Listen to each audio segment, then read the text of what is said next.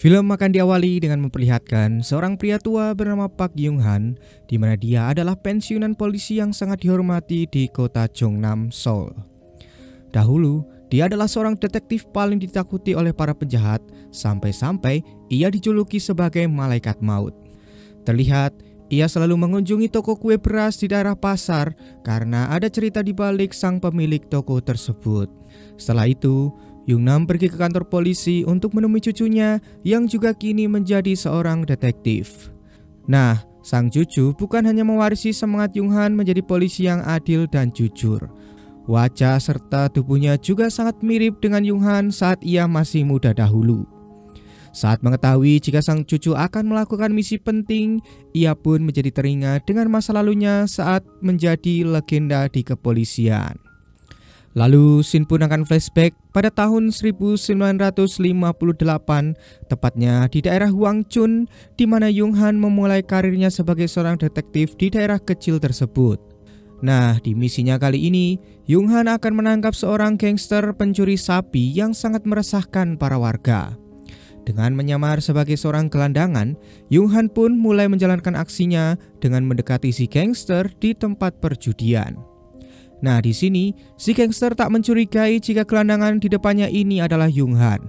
Namun setelah Yung Han membongkar penyamarannya itu, si gangster pun langsung ketakutan sejadi-jadinya karena Yung Han adalah seorang detektif yang memang ditakuti oleh kalangan penjahat di sana.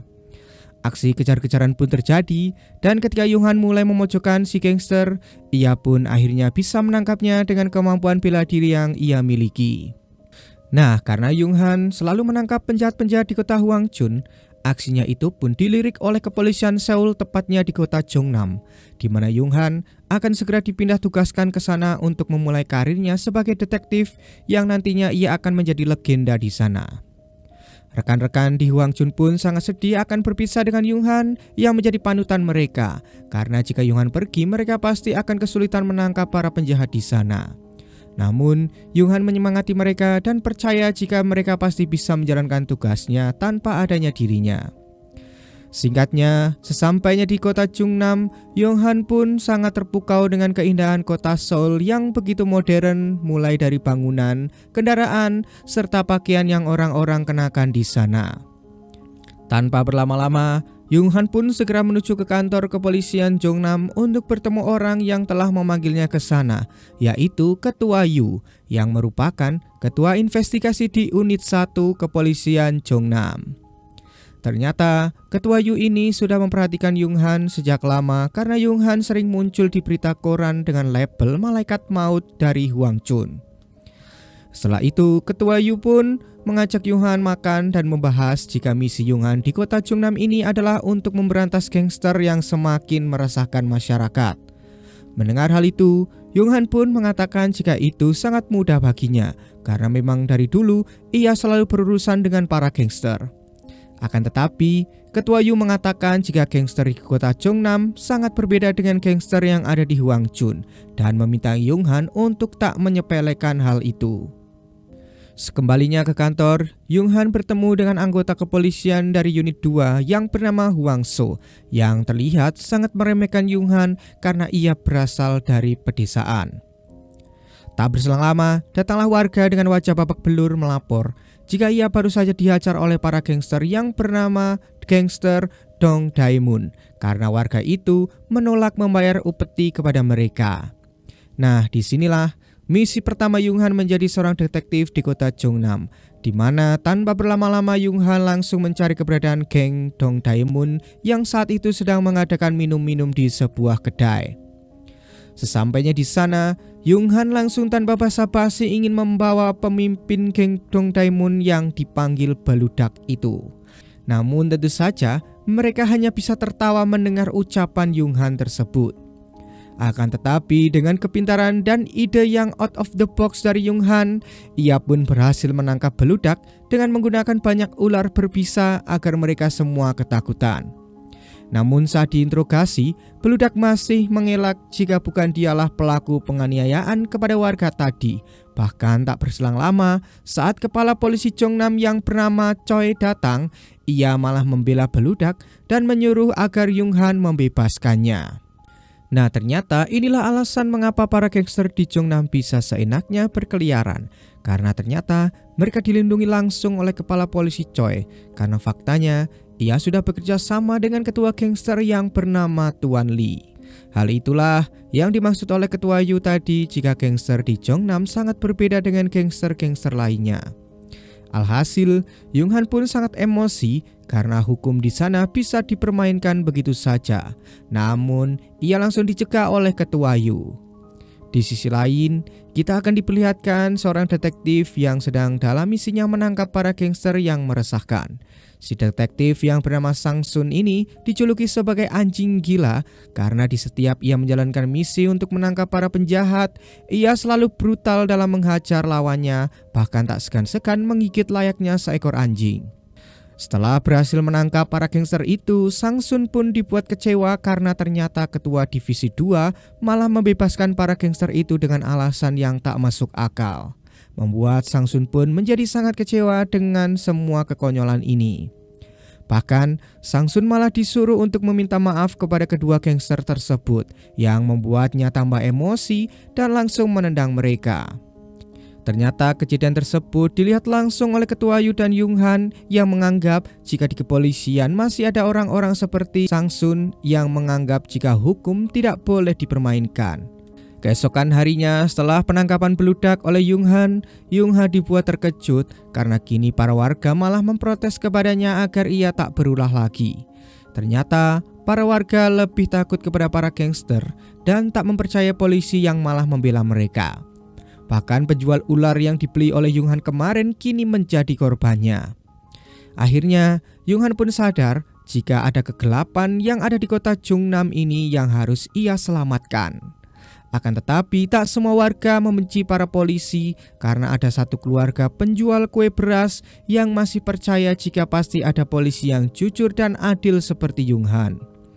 Mereka pun langsung menyuruh Jung Han mampir untuk menikmati kue beras di sana.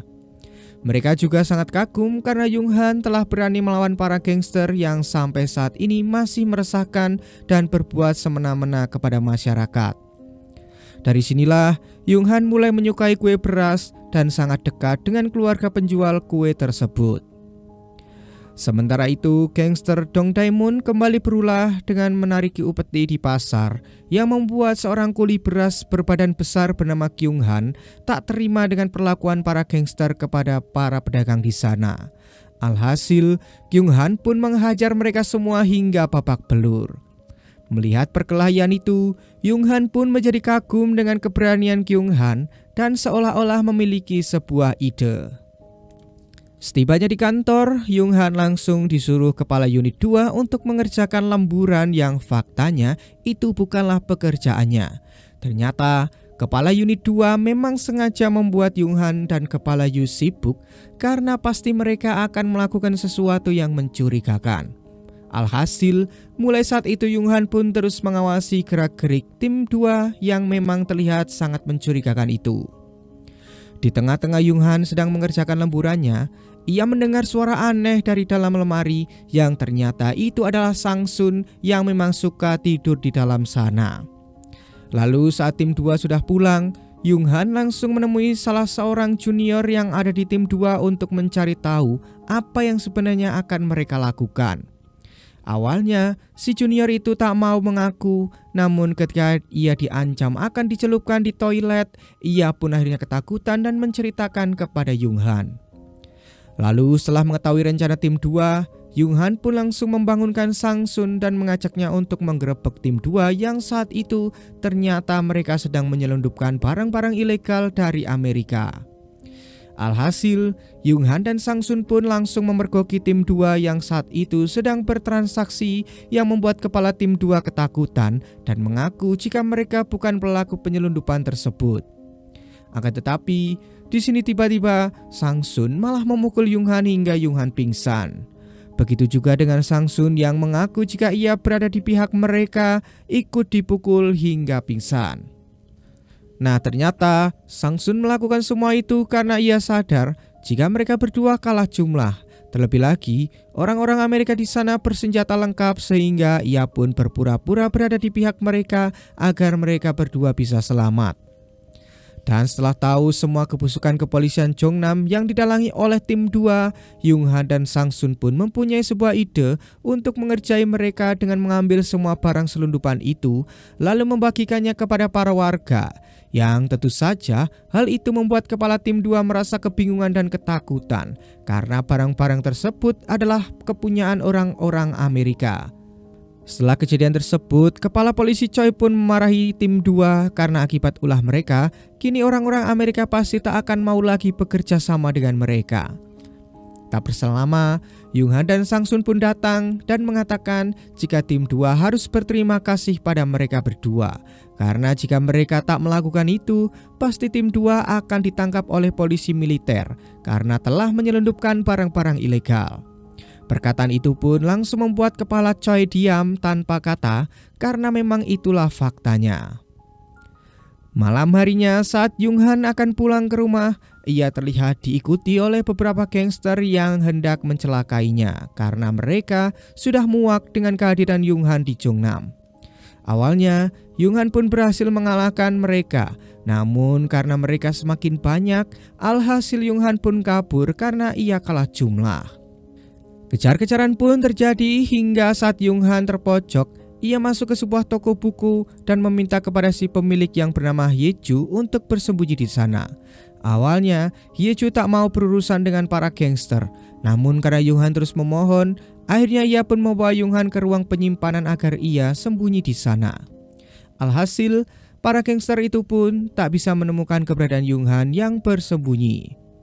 Setelah para gangster itu pergi, Hyeju pun menanyakan mengapa Yung Han lari dari kejaran para gangster itu. Yung Han pun menjelaskan jika ia telah mengganggu bisnis mereka dan berusaha menangkap pemimpin mereka. Mengetahui jika Yung Han adalah detektif yang berani menaruh ular-ular di pertemuan gangster Dong Daemun, Hyeju pun menjadi berubah sikap dan mulai meminta agar Yung Han menceritakan kejadian tersebut.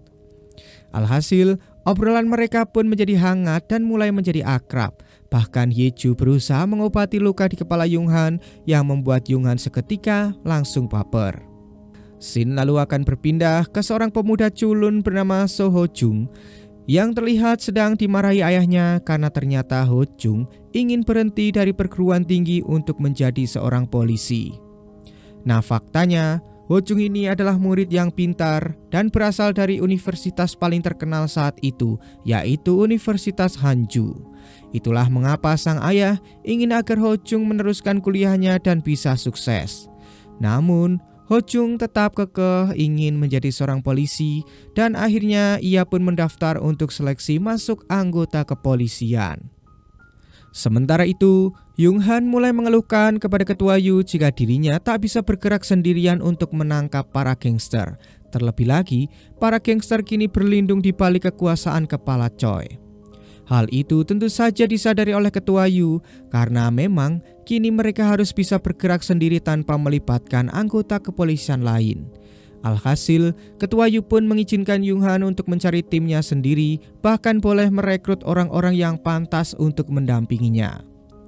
Nah, orang pertama yang Yung Han rekrut tentu saja adalah Sang Sun, karena ia adalah salah satu polisi yang jujur di kantor. Yung Han pun berusaha membujuk agar Sang Sun mau bergabung ke dalam unit 1 untuk bisa memberantas semua kejahatan, karena Ketua Yu berencana akan bergerak sendiri tanpa adanya persetujuan dari kepala Choi. Setelah berhasil merekrut Sang Sun, Yung Han mengajaknya ke pasar untuk mengajak satu orang lagi bergabung yang tak lain adalah si kuli beras Kyung Han, karena mereka membutuhkan seseorang yang memiliki fisik yang kuat. Awalnya, Kyung Han jelas menolak untuk bergabung menjadi polisi karena ia sudah tidak percaya dengan polisi karena mereka malah melindungi para gangster. Namun setelah mengetahui jika Yung Han adalah detektif yang saat itu berani melawan para gangster, Kyung Han pun mau ikut dengannya bergabung ke dalam tim karena ia tahu jika Yung Han adalah polisi yang benar dan adil. Setelah berhasil membentuk tim, Yung Han pun mengajak mereka merayakannya secara kecil-kecilan dan mengungkapkan jika visi tim unit 1 adalah untuk melindungi orang-orang yang lemah. Setelah pertemuan itu, Yung Han pun pergi ke toko buku untuk menemui Hyeju yang ternyata saat itu Yung Han sudah mulai suka kepadanya. Begitu juga dengan Hyeju, ia juga sebenarnya sudah menyukai Yung Han, Karena saat Jung Han mengajaknya untuk menonton film di keesokan harinya, Yeju langsung mau. Keesokan harinya, Jung Han pun memperkenalkan tim barunya kepada Ketua Yu, yang membuat Ketua Yu pun percaya jika mereka semua pasti bisa menjalankan apa yang sudah ia rencanakan. Sementara itu, Ho Jung akhirnya lolos menjadi anggota polisi dengan nilai tertinggi karena memang dia ini adalah seorang pemuda yang cerdas. Terlebih lagi, ia berasal dari Universitas Hanju yang membuat kepala Choi pun mulai membanggakannya. Tak berselang lama, datang salah satu anggota yang mengatakan kepada kepala Choi jika ia membutuhkan satu orang yang fasih dalam bahasa Inggris. Karena saat ini mereka sedang menginterogasi orang Amerika yang tertangkap telah membawa banyak dinamit. Lalu dengan pedenya, kepala Choi pun langsung menunjuk Ho Jung menjadi penerjemah karena ia percaya padanya. Namun walaupun Ho Jung adalah pemuda yang pintar, namun ternyata ia tak begitu pintar dalam bahasa Inggris, yang membuatnya pun sedikit ketakutan. Saat menginterogasi pria tersebut, Ho Jung menanyakan apa tujuan pria itu membawa dinamit yang begitu banyak.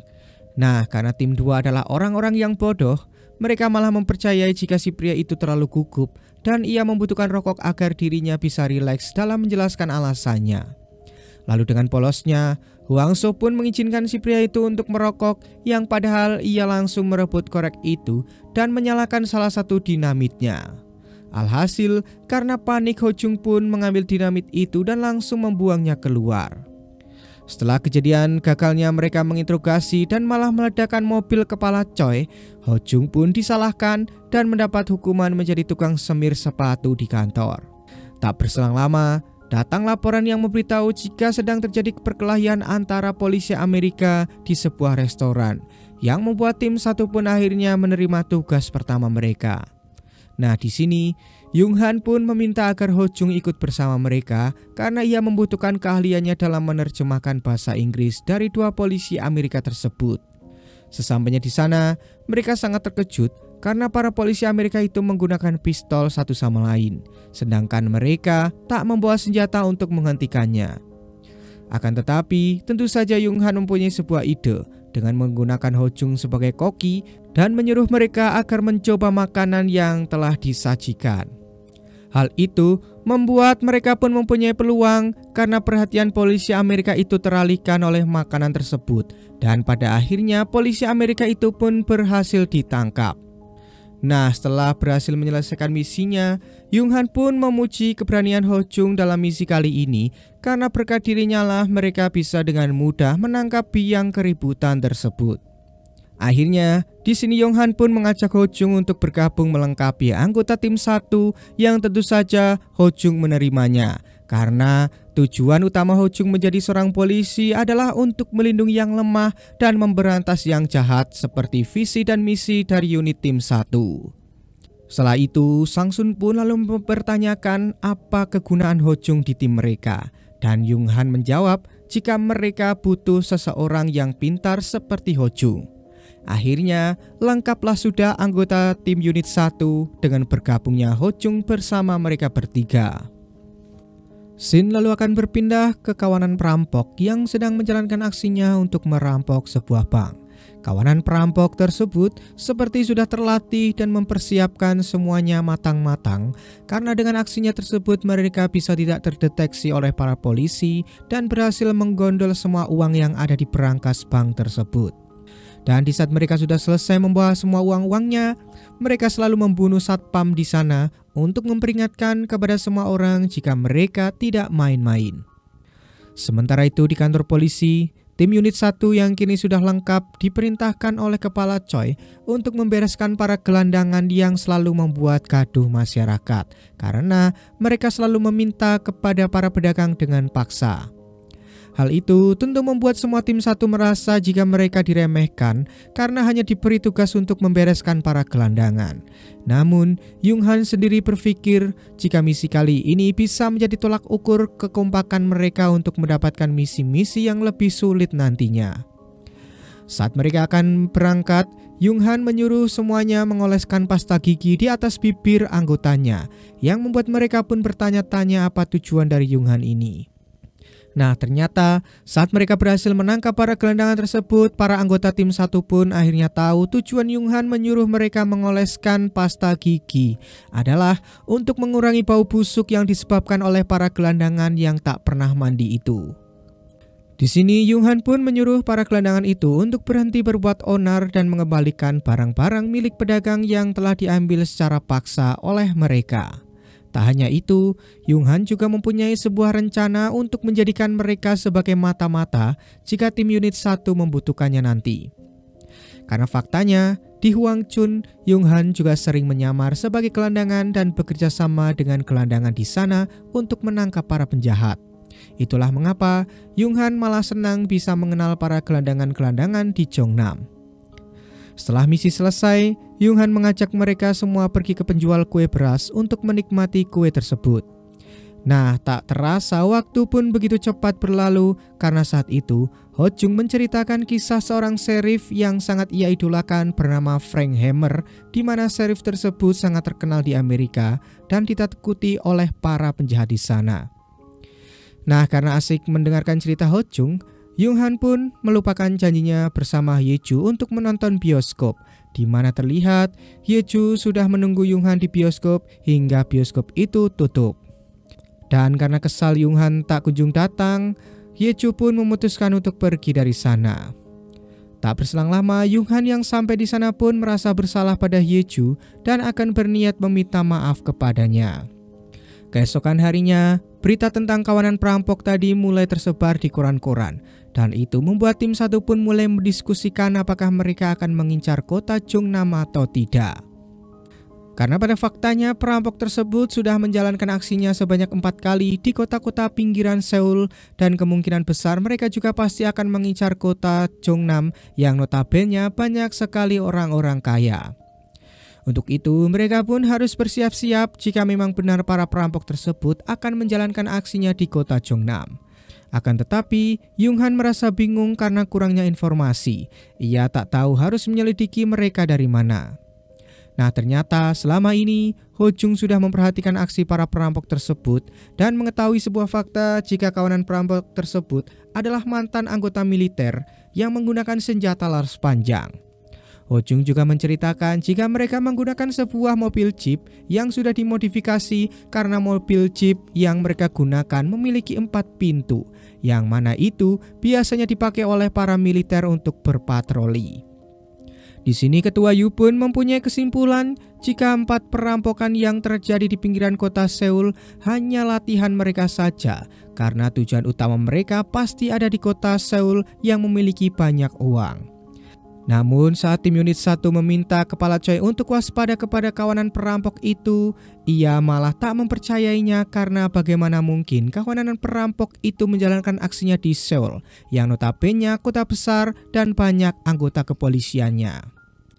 Kepala Choi malah lebih mementingkan pertemuan gangster Dong Dae-moon dengan gangster lain karena faktanya Kepala Choi sudah bekerja sama dengan Ketua Lee dan mendapatkan uang sogokan yang sangat banyak.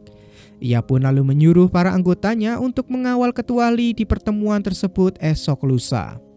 Begitu juga dengan tim 2 yang tak mempercayai semua perkataan tim 1 yang hanya berlandaskan pengamatan saja.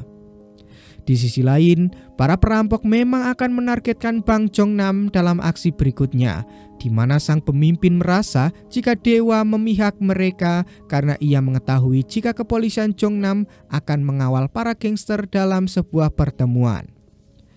Di sisi lain, tim 1 kini mulai bergerak sendiri tanpa sepengetahuan Kepala Choi, karena memang inilah tujuan Ketua Yu membentuk tim 1 agar mereka bisa bergerak sendiri tanpa diketahui oleh Kepala Choi yang selalu tak pernah mempercayai mereka. Setelah itu, Yonghan mengambil setelan jas yang sudah ia pesan untuk ia pakai menemui Hyeju dan meminta maaf atas kejadian kemarin. Namun sesampainya di toko buku, Hyeju malah sok-sokan jutek yang padahal dirinya terpesona dengan penampilan Yonghan yang sangat tampan itu. Akhirnya setelah Yonghan memohon maaf berulang kali, Hyeju pun memaafkannya dan mereka pun kembali baikan, di mana Yonghan berusaha memperbaiki rak buku yang membuat Hyeju senyum-senyum sendiri dengan perhatian yang Yonghan berikan tersebut. Malam harinya, mereka pun lalu lanjut jalan-jalan sambil mengobrol. Nah, di sini Yeju yang melihat ada luka di tangan Yunghan, ia pun berinisiatif membelikan sebuah gelang untuk menutupi luka tersebut, yang membuat mereka berdua pun langsung tersipu malu karena keromantisan yang terjadi. Kembali ke para perampok, terlihat si pemimpin kini mulai merencanakan dan menargetkan salah satu bank yang berada di Cheongnam, yaitu Bank Goryeo, di mana bank itulah bank terbesar di Cheongnam. Sementara itu, tim 1 yang kini mulai diam-diam menyelidiki para perampok mulai menemukan titik terang setelah semua informasi yang diberikan oleh Ho Jung. Yunghan pun mencurigai ada 3 bank yang kemungkinan akan dirampok oleh para perampok tersebut. Nah, untuk menyelidiki bank mana yang akan dituju, Yunghan pun akhirnya menugaskan para gelandangan untuk memata-matai di sana, di mana para gelandangan itu harus melapor jika melihat mobil jeep dengan 4 pintu. Karena mobil jeep pada umumnya hanya memiliki 2 pintu saja, dan jika mereka melihat mobil tersebut maka mereka harus segera melapor. Namun meski begitu, mereka masih belum tahu kapan dan waktu para perampok itu menjalankan aksinya. Oleh karena itu, Ho Jung pun kembali ditugaskan untuk mencari tahu waktunya itu. Selama beberapa hari, akhirnya salah satu gelandangan melihat ciri-ciri mobil jeep yang berada di Bank Goryeo, dan hal itu langsung ia sampaikan kepada Yunghan. Tak lupa, Yunghan pun memberikan para gelandangan itu uang dan makanan sebagai imbalannya. Setelah mengetahui tujuan bank selanjutnya adalah Bank Goryeo, Yunghan pun mendatangi bank tersebut dan memperingatkan manajer di sana, lalu mengajaknya untuk bekerja sama menangkap para perampok tersebut. Sang Sun akan menyamar sebagai satpam di sana agar misi kali ini bisa berjalan dengan lancar. Setelah itu, Ho Jung melapor jika dia sudah tahu kapan para perampok itu akan melancarkan aksinya, yaitu pada saat para polisi Cheongnam sibuk saat mengawal para gangster di pertemuan esok hari jam 11 siang.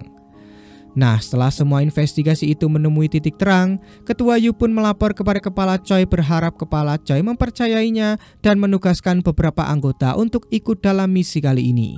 Namun lagi-lagi, Kepala Choi tak mempercayai mereka dan lebih mengutamakan pengamanan para gangster yang membuat Yunghan pun kesal.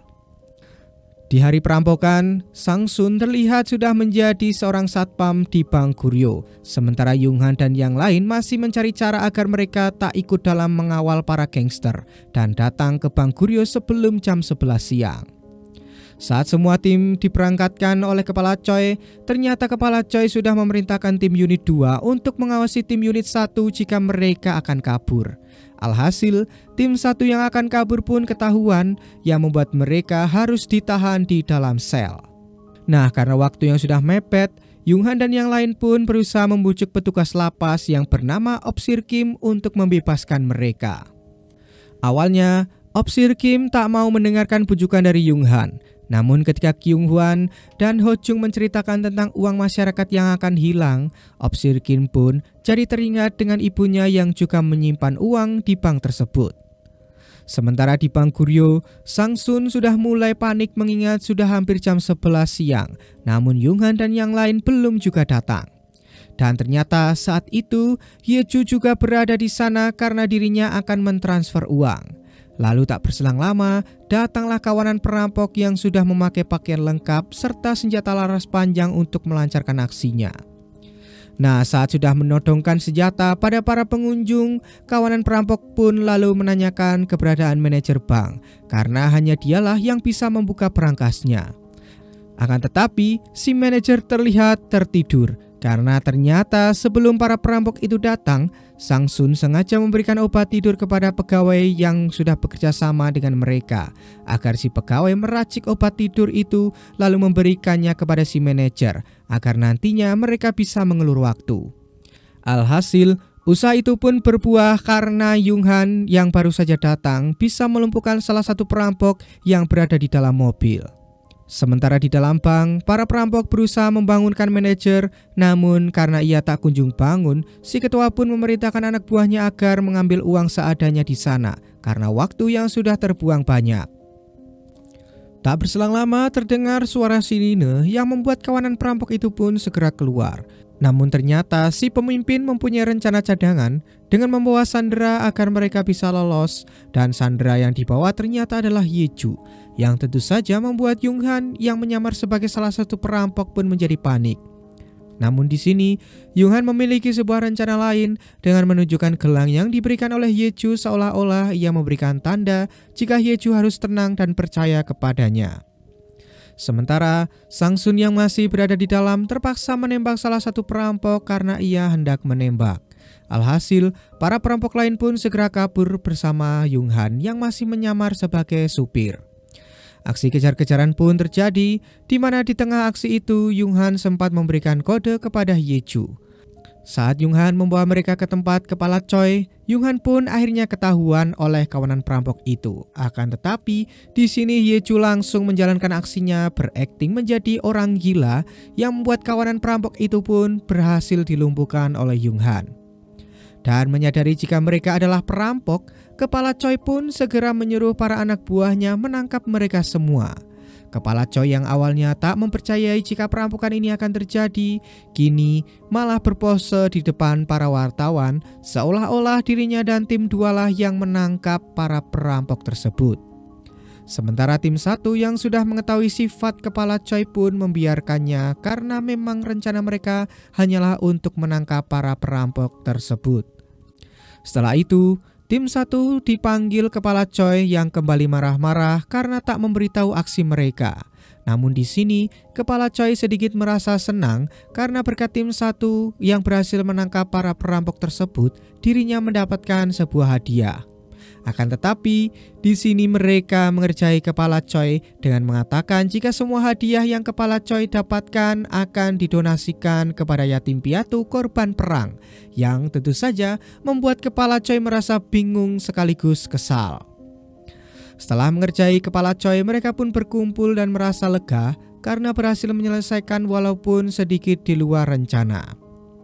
Di tengah-tengah obrolan tersebut, Yonghan kembali lupa jika hari ini ia ada janji untuk menonton dengan Yeju.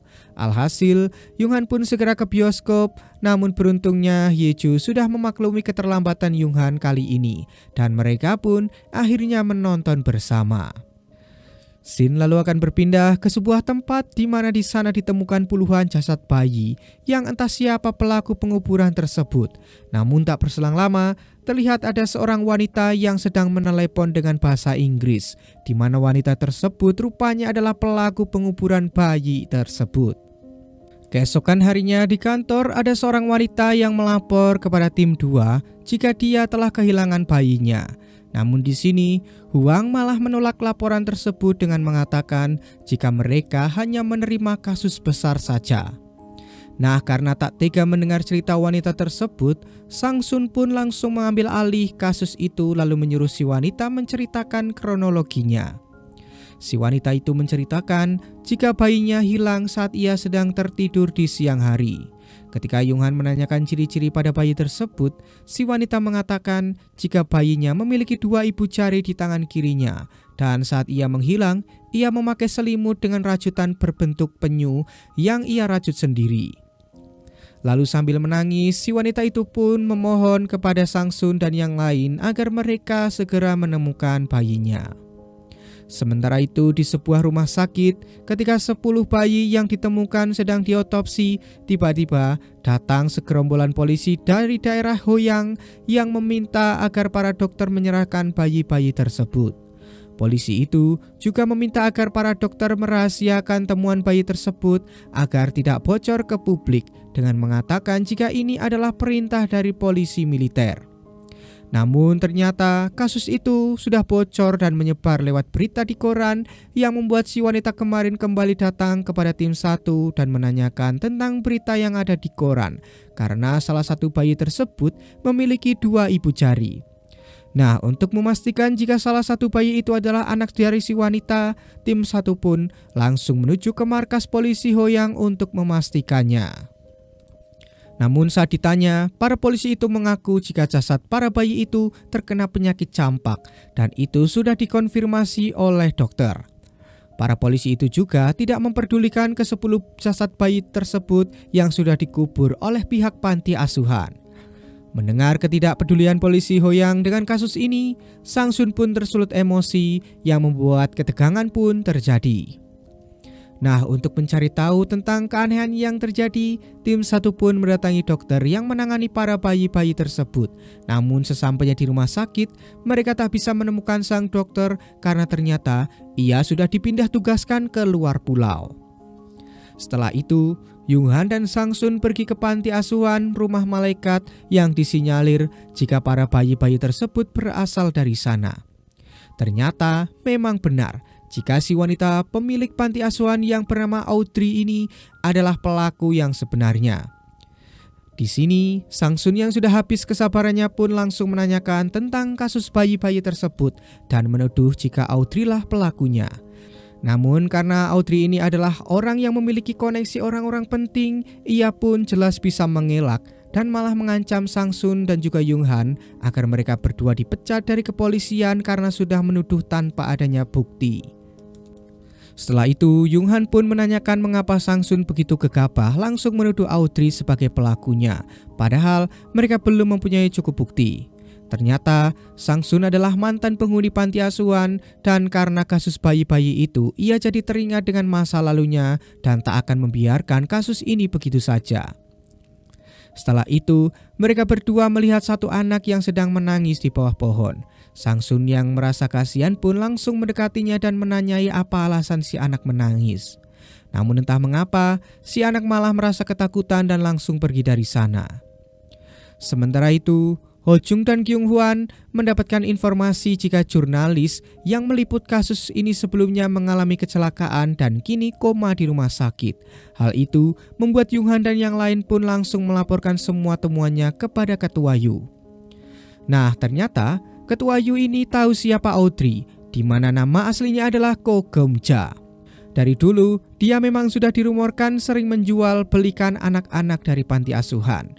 Bukan hanya itu, dahulu dia juga seorang pengkhianat Korea dan bekerja sama dengan Kekaisaran Jepang untuk mencuci otak anak-anak panti asuhan agar mereka mau berperang.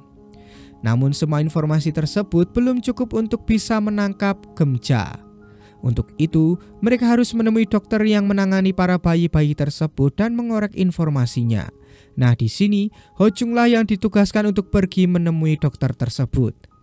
Sementara Yung Han dan Sang Sun mulai mencari tahu siapa yang telah menculik bayi dari si wanita dengan menanyai siapa saja orang-orang yang sering datang ke rumahnya. Karena kemungkinan orang-orang tersebutlah yang mengambil bayi si wanita karena sudah tahu kesehariannya. Namun semua orang yang telah disebutkan oleh si wanita tak ada satupun yang mencurigakan sama sekali. Nah, karena tak mendapatkan petunjuk apapun, Yung Han pun memiliki sebuah rencana untuk bisa masuk ke dalam panti asuhan itu dengan cara meminta maaf kepada Geum-ja dan meminta agar mereka bekerja di sana sehari untuk menebus kesalahannya. Dengan begitu, mereka pun bisa mencari bukti-bukti langsung di panti asuhan tersebut.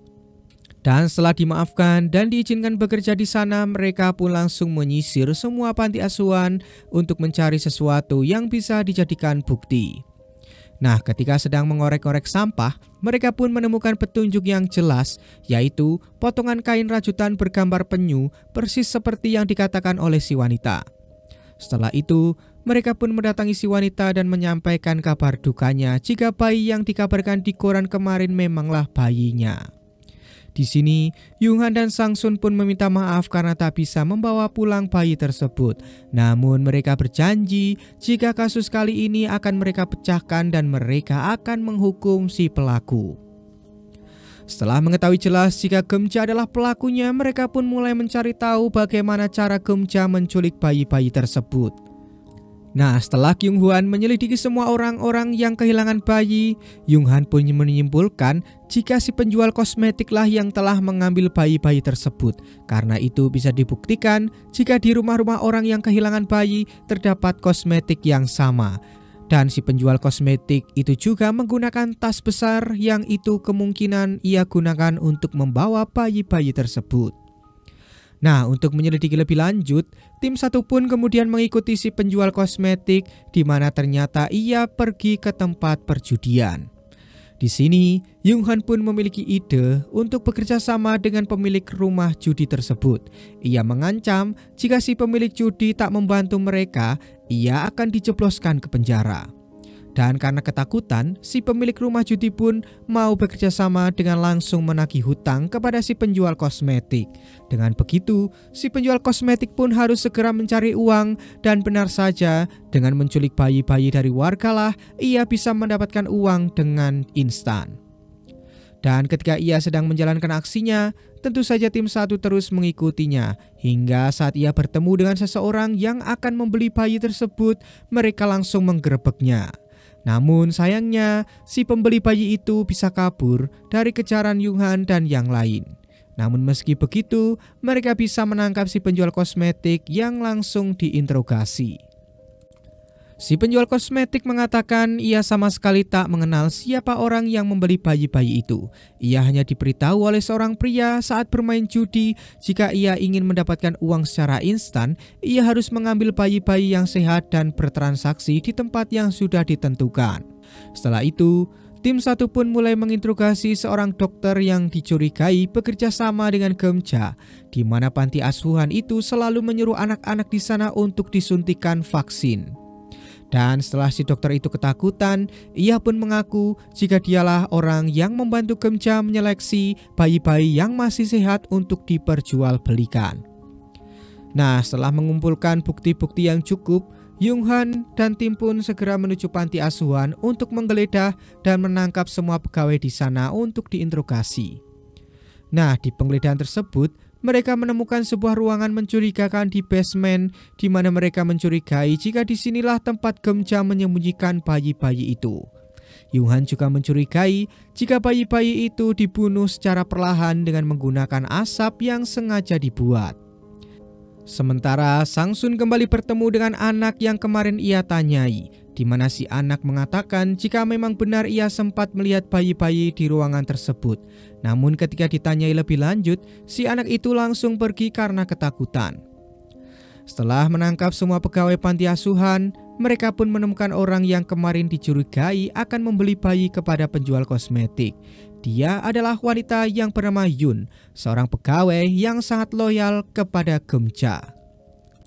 Namun saat ditanyai apakah ia disuruh oleh Geumja, Yun malah seolah melindungi majikannya itu dengan mengatakan jika semua penculikan bayi tak ada hubungannya dengan Geumja.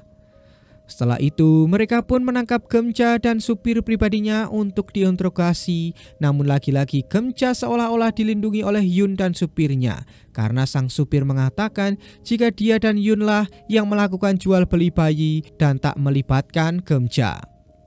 Nah, mereka pun baru mengetahui fakta jika Yun dan supir pribadi Geumja adalah mantan anak-anak yang sudah dicuci otaknya oleh Geumja. Oleh sebab itulah, mereka bisa sangat loyal kepada Geumja dan mau untuk disalahkan.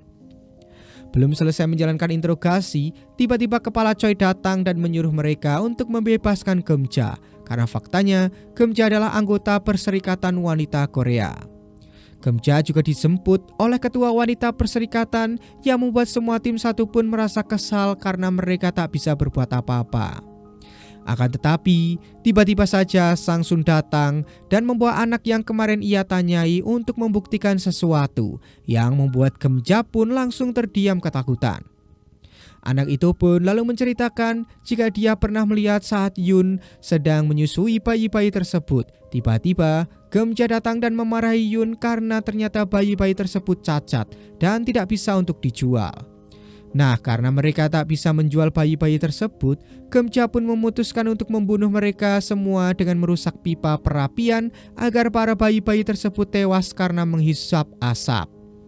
Nah, disinilah bukti kuat yang bisa membuat Geumja menjadi tersangka utamanya, di mana si anak mengatakan jika tangan kiri Geumja terluka akibat merusak pipa itu secara paksa. Namun lagi-lagi Geumja masih merasa jika dirinya tak bersalah dan malah mengira jika si anak hanya menghayal saja. Nah, di sini Yung Han pun memanfaatkan ketua serikat wanita dengan mengatakan jika Geumja memang bersalah dan masih bebas, maka citra serikat wanita akan menjadi jelek, yang membuat si ketua serikat pun langsung menyuruh Geumja menunjukkan tangan kirinya. Alhasil, Gemja pun terbukti bersalah dan kini ia menjadi tersangka utama penculikan serta pembunuhan bayi-bayi tersebut. Gemja sendiri masih tak terima dengan semua ini, namun ia sudah tak punya alasan lagi untuk mengelak. Setelah misi selesai, tim 1 menanyakan pada Sang Sun bagaimana bisa ia tahu jika si anak tadi mengetahui semua rahasia tentang Gemja. Sang Sun pun mengungkapkan jika dirinya merasa aneh dengan si anak yang berusaha menceritakan sesuatu. Namun karena suatu alasan dia pasti ketakutan dan tak mau menceritakan semuanya. Nah, karena Sang Sun juga berasal dari panti asuhan, ia pun mulai mendekati si anak dan menceritakan jika dahulu ia seperti si anak yang penakut dan tidak mau berkata jujur. Mendengar perkataan tersebut, si anak pun menjadi sadar dan mulai memberanikan diri untuk berkata jujur dan menceritakan semuanya kepada Sang Sun. Singkatnya, di malam hari, Yung-han mengajak Hye-ju untuk kencan dan jalan-jalan sambil menikmati bulan. Namun ternyata saat itu mereka ketahuan oleh para polisi yang sedang menertibkan para warga karena sudah jam malam. Alhasil, mereka berdua pun kabur dan bersembunyi, walaupun sebenarnya Yung-han membawa kartu identitasnya sebagai polisi. Dan dari sinilah hubungan mereka pun semakin serius karena di situasi tersebut mereka akhirnya berciuman. Keesokan harinya terdengar berita pembunuhan di pasar, di mana korban yang tewas ternyata adalah Sung Chil, cucu si nenek penjual kue beras. Tim 1 yang sudah menganggap Sung Chil sebagai keluarga pun sangat terpukul dengan kejadian tersebut. Begitu juga dengan si nenek yang hanya bisa terdiam menangisi kematian cucu satu-satunya tersebut. Nah, saat Yung-han menanyai semua orang di sana tentang pelakunya, ternyata para pedagang pasar tidak ada yang mau bicara, seolah-olah mereka takut jika kejadian serupa menimpa keluarga mereka. Namun ada seorang anak pedagang sayur yang mengatakan jika ia yakin Sung Chil pasti dibunuh oleh baludak. Karena sehari sebelum kejadian ternyata sempat terjadi keributan di pasar yang diakibatkan oleh beludak. Saat itu Sung Chil yang tak terima beludak berbuat seenaknya lalu berusaha melawan walaupun ia seorang diri. Ia bahkan mengejek beludak dengan sebutan rambut segitiga dan hanya berani berlindung di balik kepolisian Jongnam. Perkataan tersebut tentu membuat beludak sangat marah hingga ia mengeluarkan pisaunya dan hendak membunuh Sung Chil. Namun untungnya ia dicegah oleh anak buahnya dan langsung pergi dari sana. Nah, ternyata si wanita mau menceritakan kejadian tersebut karena sebenarnya Sung Chil berusaha menolong keluarganya yang saat itu beludak mau obrak-abrik dagangan ayahnya. Setelah mengetahui fakta tersebut, dengan kemarahannya tim 1 pun langsung menuju markas beludak untuk menangkapnya. Sesampainya di sana mereka langsung mengobrak-abrik markas beludak hingga para gangster itu pun babak belur. Lalu setelah sampai di ruangan beludak, beludak pun menanyakan apa tujuan Yung-han ke sana. Tanpa basa-basi Yung-han mengatakan jika ia akan menangkap beludak dan perkelahian pun terjadi di mana Yung-han sempat kesulitan karena di sini beludak menggunakan sebilah pedang. Namun karena Yung-han memiliki keahlian bela diri di atas rata-rata, ia pun berhasil mengalahkan beludak dan menghajarnya habis-habisan. Saat dilakukan interogasi, anak buah beludak yang bernama Ular Derik mengatakan jika bukan beludak pelaku pembunuhan tersebut. Lalu untuk mencari bukti, mereka pun menggeledah si Ular Derik, di mana di sana ditemukan sebuah kertas yang mana itu merupakan jimat dari sekte sesat yang membuat si Ular Derik pun ketakutan. Setelah itu, mereka pun membawa beludak ke kantor, di mana di sana beludak tentu saja mengelak mengakui perbuatannya karena para anggota tim 1 tak memiliki bukti.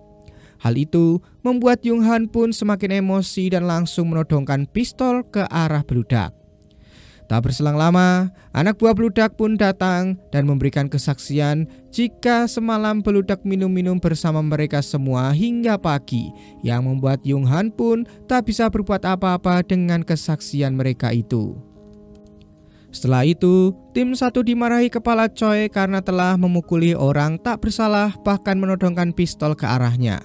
Namun di sini, Yung-han sangat yakin jika beludak adalah pelaku pembunuhan terhadap Sung Chil. Oleh karena itu, tim 1 pun memutuskan akan mengambil kasus ini, akan tetapi tanpa sepengetahuan kepala Choi. Mereka akan mencari bukti-bukti kuat untuk bisa menangkap beludak. Setelah itu, mereka pun langsung bergegas menuju ke TKP untuk mencari petunjuk. Namun di sana mereka tak menemukan apa-apa. Hanya tersisa bekas darah dan seember soda api yang biasa digunakan oleh Sung Chil. Alhasil, mereka pun pulang dengan tangan kosong. Bahkan sebelum pulang, Yung Han sempat mengingat kenangan mereka saat bersenang-senang bersama Sung Chil di rumah tersebut. Tim 1 pun lalu mulai berdiskusi apa langkah mereka selanjutnya setelah tak menemukan petunjuk apa-apa. Di sini, Nansil sebagai orang yang disuruh Yung Han untuk menjadi guru dari Sung Chil mengatakan jika mereka bisa melakukan otopsi untuk mencari tahu bagaimana Sung Chil dibunuh. Namun sebelum dilakukan otopsi, mereka harus terlebih dahulu meminta izin kepada sang nenek. Sang nenek yang sudah pasrah pun mengizinkan mereka melakukan otopsi asalkan pelaku pembunuhan tersebut bisa segera ditangkap. Yung Han lalu berjanji jika dia akan segera menangkap pelaku pembunuhan Sung Chil dan menghukumnya dengan hukuman yang setimpal. Setelah mendapatkan persetujuan dari si nenek, mereka pun langsung membawa jasad Sung Chil untuk diotopsi, di mana dokter mengatakan penyebab Sung Chil meninggal karena ia kehilangan banyak darah. Luka-luka di tubuh Sung Chil berasal dari tusukan pisau, namun pisau yang digunakan bukanlah pisau biasa pada umumnya. Ada juga luka di tangan yang kemungkinan saat Sung Chil ditusuk ia dipegangi oleh beberapa orang. Sang dokter juga mengatakan jika si pelaku penusukan pasti mengalami cedera pada tangannya karena penusukan ini terlihat sangat brutal. Hal itu membuat Yung Han teringat dengan luka di tangan beludak saat itu, yang itu menandakan jika memang benar si beludaklah pelaku pembunuhan tersebut. Namun meski begitu, mereka harus menemukan terlebih dahulu pisau yang beludak gunakan untuk membunuh Sung Chil. Setelah dilakukan otopsi, jasad Sung Chil pun akhirnya dikuburkan, yang membuat sang nenek sangat bersedih. Setelah itu, tim 1 pun kembali berdiskusi di mana Ketua Yu sangat yakin jika beludak memang pelakunya, karena pisau yang digunakan pasti pisau yang diberikan Ketua Lee kepadanya, di mana pisau tersebut bertuliskan Hwarang. Namun kini mereka mulai kebingungan harus mencari pisau itu di mana, karena pasti beludak sudah menyembunyikannya. Sesampainya Yung Han di kos, ibu kos menyuruh Yung Han untuk melihat sesuatu yang ternyata teman kos Yung Han sedang menjalani sebuah ritual aneh. Nah, setelah melihat kertas-kertas yang berada di sana, Yung Han pun teringat dengan kertas yang ia temukan di saku milik ular derik. Hal itu pun membuat Yung Han memiliki sebuah ide untuk mencari pisau milik beludak. Keesokan harinya, Yung Han mulai menanyakan tentang sekte sesat itu kepada juniornya dari tim 2 karena dirinya lah yang saat ini sedang menyelidiki sekte sesat tersebut. Nah, di sini Yung Han mengungkapkan kepada tim 1 jika ia memiliki ide untuk memanfaatkan sekte tersebut agar mereka bisa menemukan pisau milik beludak. Akhirnya, mereka pun mendatangi sekte sesat tersebut di mana terlihat si ular derik berdiri paling depan, yang itu menandakan ia sangat loyal kepada sekte tersebut dan sangat mempercayai pemimpinnya. Terlihat sekte tersebut sedang melakukan sebuah ritual penyembuhan seorang pria yang tidak bisa berjalan.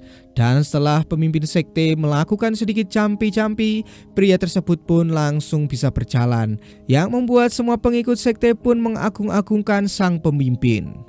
Namun jelas saja bagi Yung Han itu adalah sebuah penipuan, di mana setelah semuanya membubarkan diri, tim 1 sudah menangkap si pria pincang tadi dan menggerebek si pemimpin sekte yang datang ke sana. Nah, karena ketakutan, si pemimpin sekte pun lalu diancam oleh Yung Han agar ia mau bekerja sama dengan mereka untuk menemukan pisau dari beludak. Setelah menyetujui kerjasama tersebut, tim 1 pun mulai beraksi dan membuat seolah-olah malam itu adalah malam kesialan bagi ular derik, dan ia beberapa kali hampir saja mati konyol. Di tengah-tengah ketakutan itu, si pemimpin sekte sesat pun mendatangi ular derik dan mengatakan jika arwah penasaran Sung Chil lah yang melakukan ini semua. Si pemimpin lalu meminta agar ular derik mengakui semua perbuatannya dan menyuruhnya untuk mencari sumber dendam tersebut. Nah, karena ular derik sangat mempercayai sekte tersebut, ia pun ketakutan dan langsung segera mencari pisau beludak yang ternyata dikubur di suatu tempat. Di saat itulah, Yung Han dan yang lain datang memergoki ular derik yang sedang menggali dan terus menyuruhnya segera mencari keberadaan pisaunya. Akhirnya, tim 1 juga ikut membantu mencari di mana Yung Han menemukan pisau Hwarang milik beludak, yang mana itu akan menjadi bukti kasus pembunuhan kali ini. Namun sayangnya setelah mereka menemukan pisau tersebut, kepala Choi tak mau mengeluarkan surat penangkapan beludak karena lagi-lagi ia sudah disuap oleh ketua gangster Lee agar tak mengganggu geng Dong Daemun. Mengetahui hal tersebut, Yung Han pun sangat emosi, terlebih lagi saat beludak mengakui perbuatannya di depan Yung Han jika ia memang membunuh Sung Chil. Hal itu membuat Yung Han semakin emosi, namun ia tidak bisa berbuat apa-apa. Malam harinya, Yung Han pun lalu merenung di bawah derasnya hujan. Lalu tak berselang lama, Hye-ju datang dan menyuruhnya untuk menenangkan diri. Yung Han lalu mengungkapkan jika dirinya tak bisa berbuat apa-apa padahal sudah jelas pembunuhnya ada di depan matanya. Di sini, Hye-ju pun tetap menenangkan Yung Han dan berusaha meyakinkan jika Yung Han pasti bisa menangkap si pelaku dengan cara lain.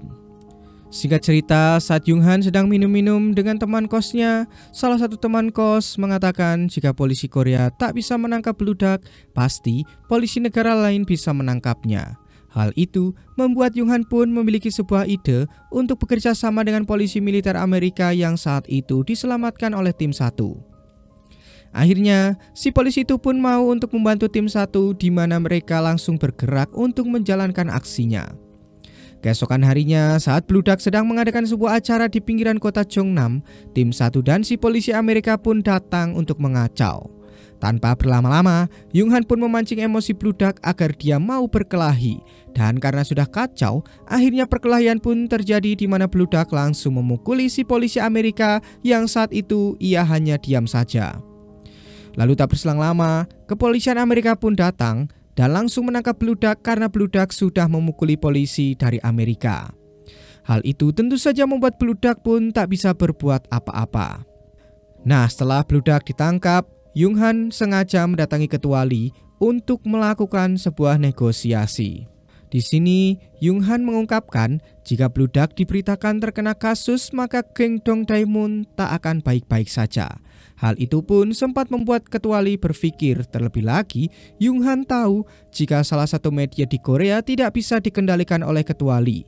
Membuat Yung Han mengancam jika ketua Lee tak mau bekerja sama dengannya, maka media Korea tersebut akan memberitakan kasus dari beludak yang sudah memukuli polisi Amerika. Akhirnya, di sini ketua Lee pun mengakui keberanian Yung Han yang berani melawannya. Karena tak bisa berbuat apa-apa, ketua Lee pun mengizinkan Yung Han untuk menangkap dan mengadili beludak. Sebelum pergi, Yung Han sempat mengatakan dengan tegas bahwa tak ada penjahat yang tidak bisa ditangkap. Seolah-olah ia mulai menakut-nakuti ketua Lee yang kini mulai waspada dengan Yung Han. Akhirnya, beludak pun ditangkap dan saat diinterogasi, ia menceritakan kejadian di malam pembunuhan tersebut yang membuat Yung Han sangat kasihan kepada Jung Chil. Setelah itu, berita tentang penangkapan beludak pun mulai menyebar, yang membuat si nenek akhirnya lega karena pembunuh cucunya sudah ditangkap dan akan mendapatkan hukuman mati. Setelah menangkap beludak, ternyata Yung Han tak henti-hentinya mengusik geng Dong Daemun, karena saat itu ia bekerja sama dengan para gelandangan untuk mencegat orang suruhan ketua Lee yang membawa senjata ilegal untuk diperjualbelikan, di mana senjata-senjata tersebut didapatkan dari oknum kapten militer Korea bernama Baek Do-sok. Nah, akibat kejadian tersebut, Tuan Lee pun sangat marah kepada anak buahnya dan Baek Do-sok yang bekerja sama dengan ketua Lee langsung dicopot jabatannya sebagai tentara militer. Tuan Lee yang tahu jika ini adalah perbuatan dari Yung Han lalu segera menemuinya dan menyatakan jika dirinya tak akan diam saja dengan kejadian tersebut. Namun di sini Yung Han tetap tenang karena ia percaya jika kebenaranlah yang akan menang nantinya. Selang beberapa hari, Yung Han yang memang sudah menjalin hubungan dengan Hye-ju memberanikan diri untuk melamarnya dan mengajaknya menikah, yang tentu saja Hye-ju langsung mengiyakan ajakan tersebut. Pernikahan mereka pun lalu didatangi orang-orang terdekat Yung Han dan Hye-ju yang membuat suasana pun menjadi haru. Singkatnya, 2 tahun pun berlalu. Kini, Nansil teman Hye-ju yang memang ingin menjadi seorang polisi akhirnya diterima menjadi anggota baru di kepolisian Jongnam, yang membuat Yung Han pun merasa bangga karena akhirnya mimpi Nansil bisa terwujud. Di sisi lain, kepala Choi terlihat menemui Baek Do-sok dan sepertinya ia merencanakan sesuatu bersamanya. Ternyata, Kepala Choi menawarkan jabatan untuk menggantikan dirinya sebagai Kepala Kepolisian Jongnam karena ternyata saat ini Kepala Choi akan dipromosikan sebagai Wakil Ketua Polisi Korea. Namun di sini Ketua Choi tak memberikan jabatan tersebut secara cuma-cuma karena ia memerintahkan Baek untuk mencelakai Ketua Yu karena ia adalah salah satu penghambat Kepala Choi untuk bisa naik ke jabatan tertinggi di kepolisian. Scene lalu akan kembali ke masa sekarang di mana Yung-han yang sudah tua mendengarkan berita tentang gagalnya kepolisian menangkap seorang penjahat yang berhasil kabur. Tak berselang lama, cucu Yung-han yang bernama Jun-seo datang membawakan kue beras kesukaan Yung-han. Lalu ia pun menceritakan misinya yang gagal menangkap seorang pembunuh yang berhasil kabur. Padahal sudah jelas ia dan anggotanya bisa menangkapnya. Jun-seo mengungkapkan jika dia selalu kepikiran dengan kasus ini yang membuatnya menjadi susah tidur.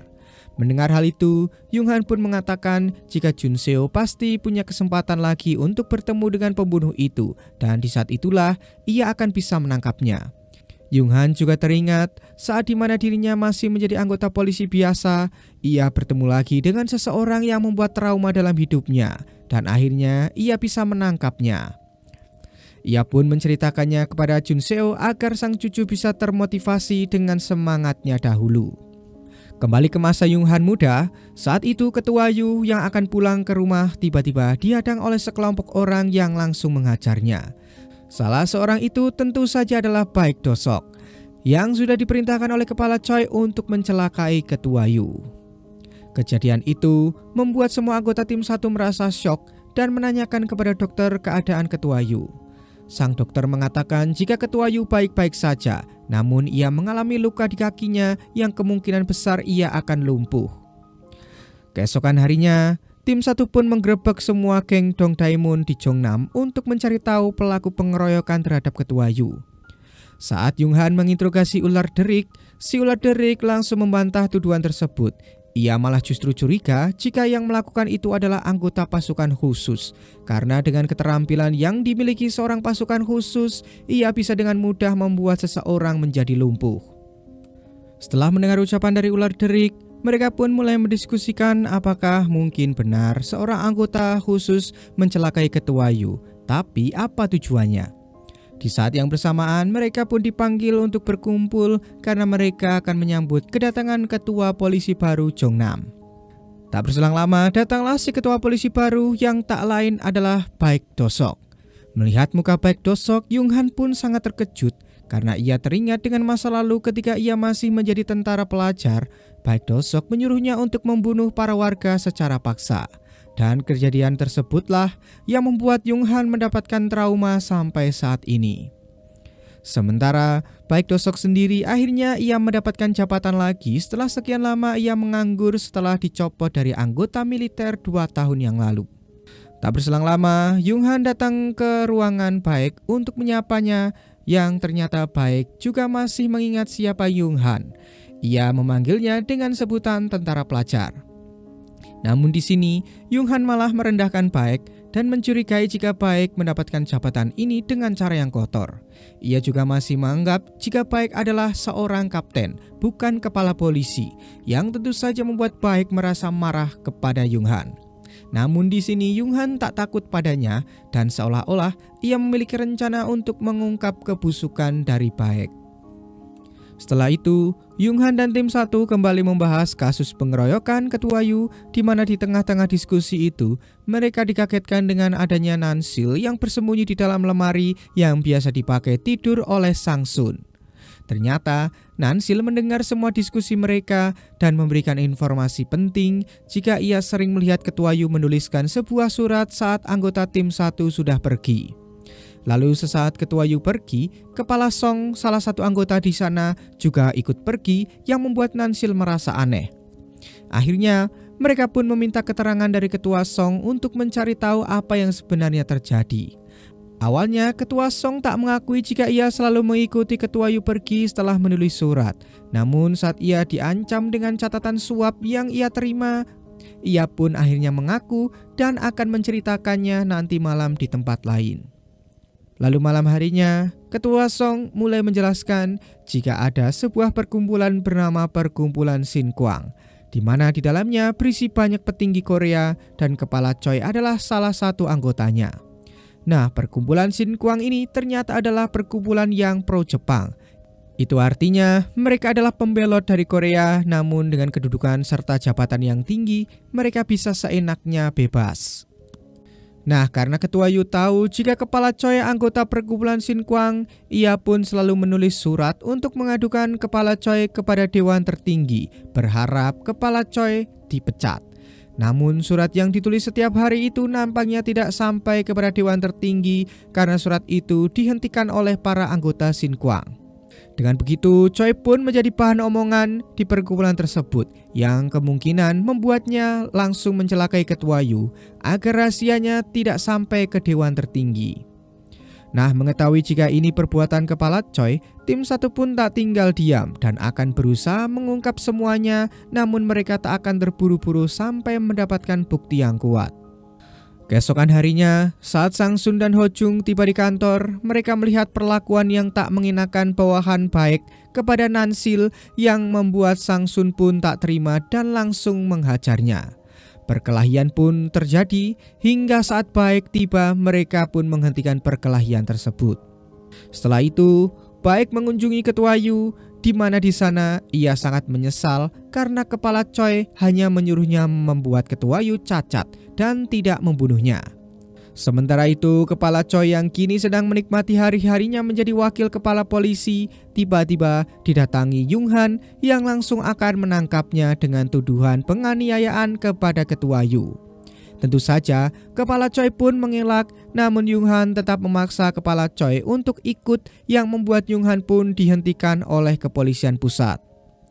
Setelah itu, Yung Han pun dibawa ke kantor polisi Jongnam karena Yung Han tak mempunyai bukti yang cukup. Begitu juga dengan Baek yang berada di sana menganggap jika Yung Han sudah melakukan pemberontakan.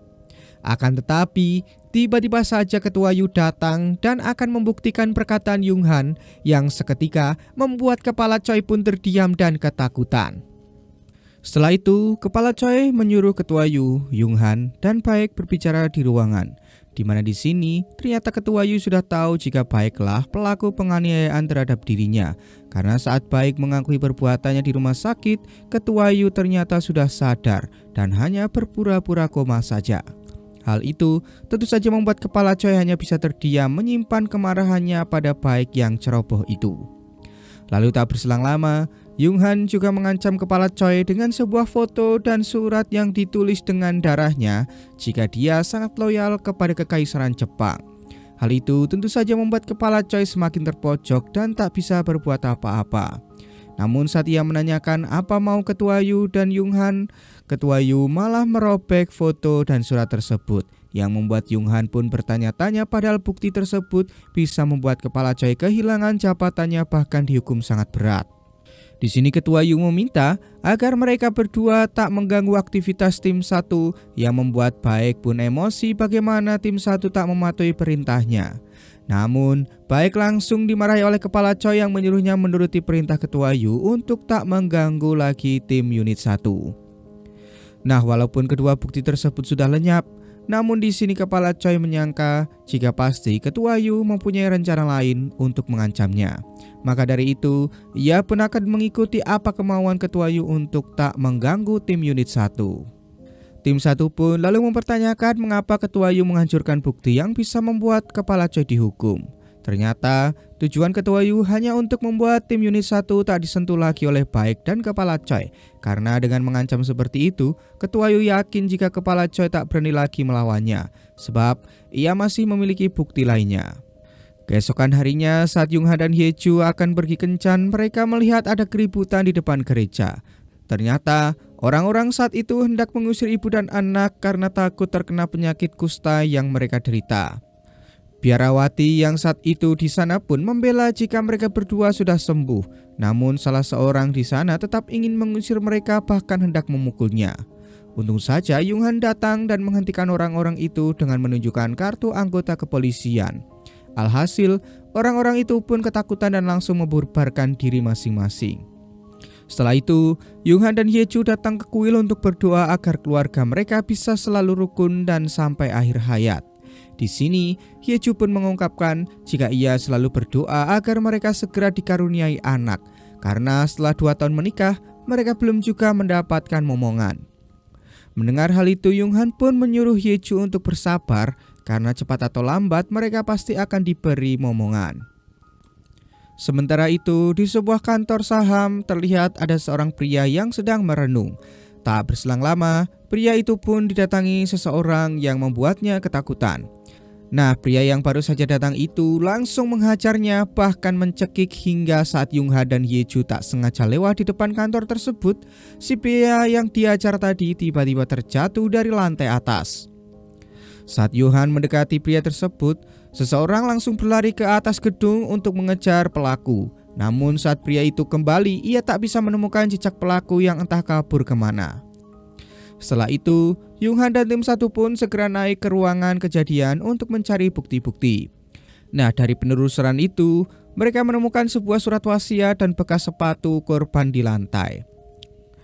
Malam harinya, tim 1 pun mulai menganalisa surat wasiat tersebut, di mana si korban seolah-olah menuliskan surat yang berisikan jika dia menyesali perbuatannya karena sudah menggelapkan dana perusahaan. Namun tim 1 masih menganggap jika surat itu bukan korban yang menulisnya. Maka dari itu, Ketua Yu menyarankan agar mereka mencocokkan tulisan tersebut untuk mencari tahu apakah benar korban yang menulis surat tersebut. Nah, untuk mencari tahu lebih lanjut, mereka pun menginterogasi pegawai di kantor tersebut untuk menanyakan apakah benar si korban yang bernama Inho itu menggelapkan dana perusahaan.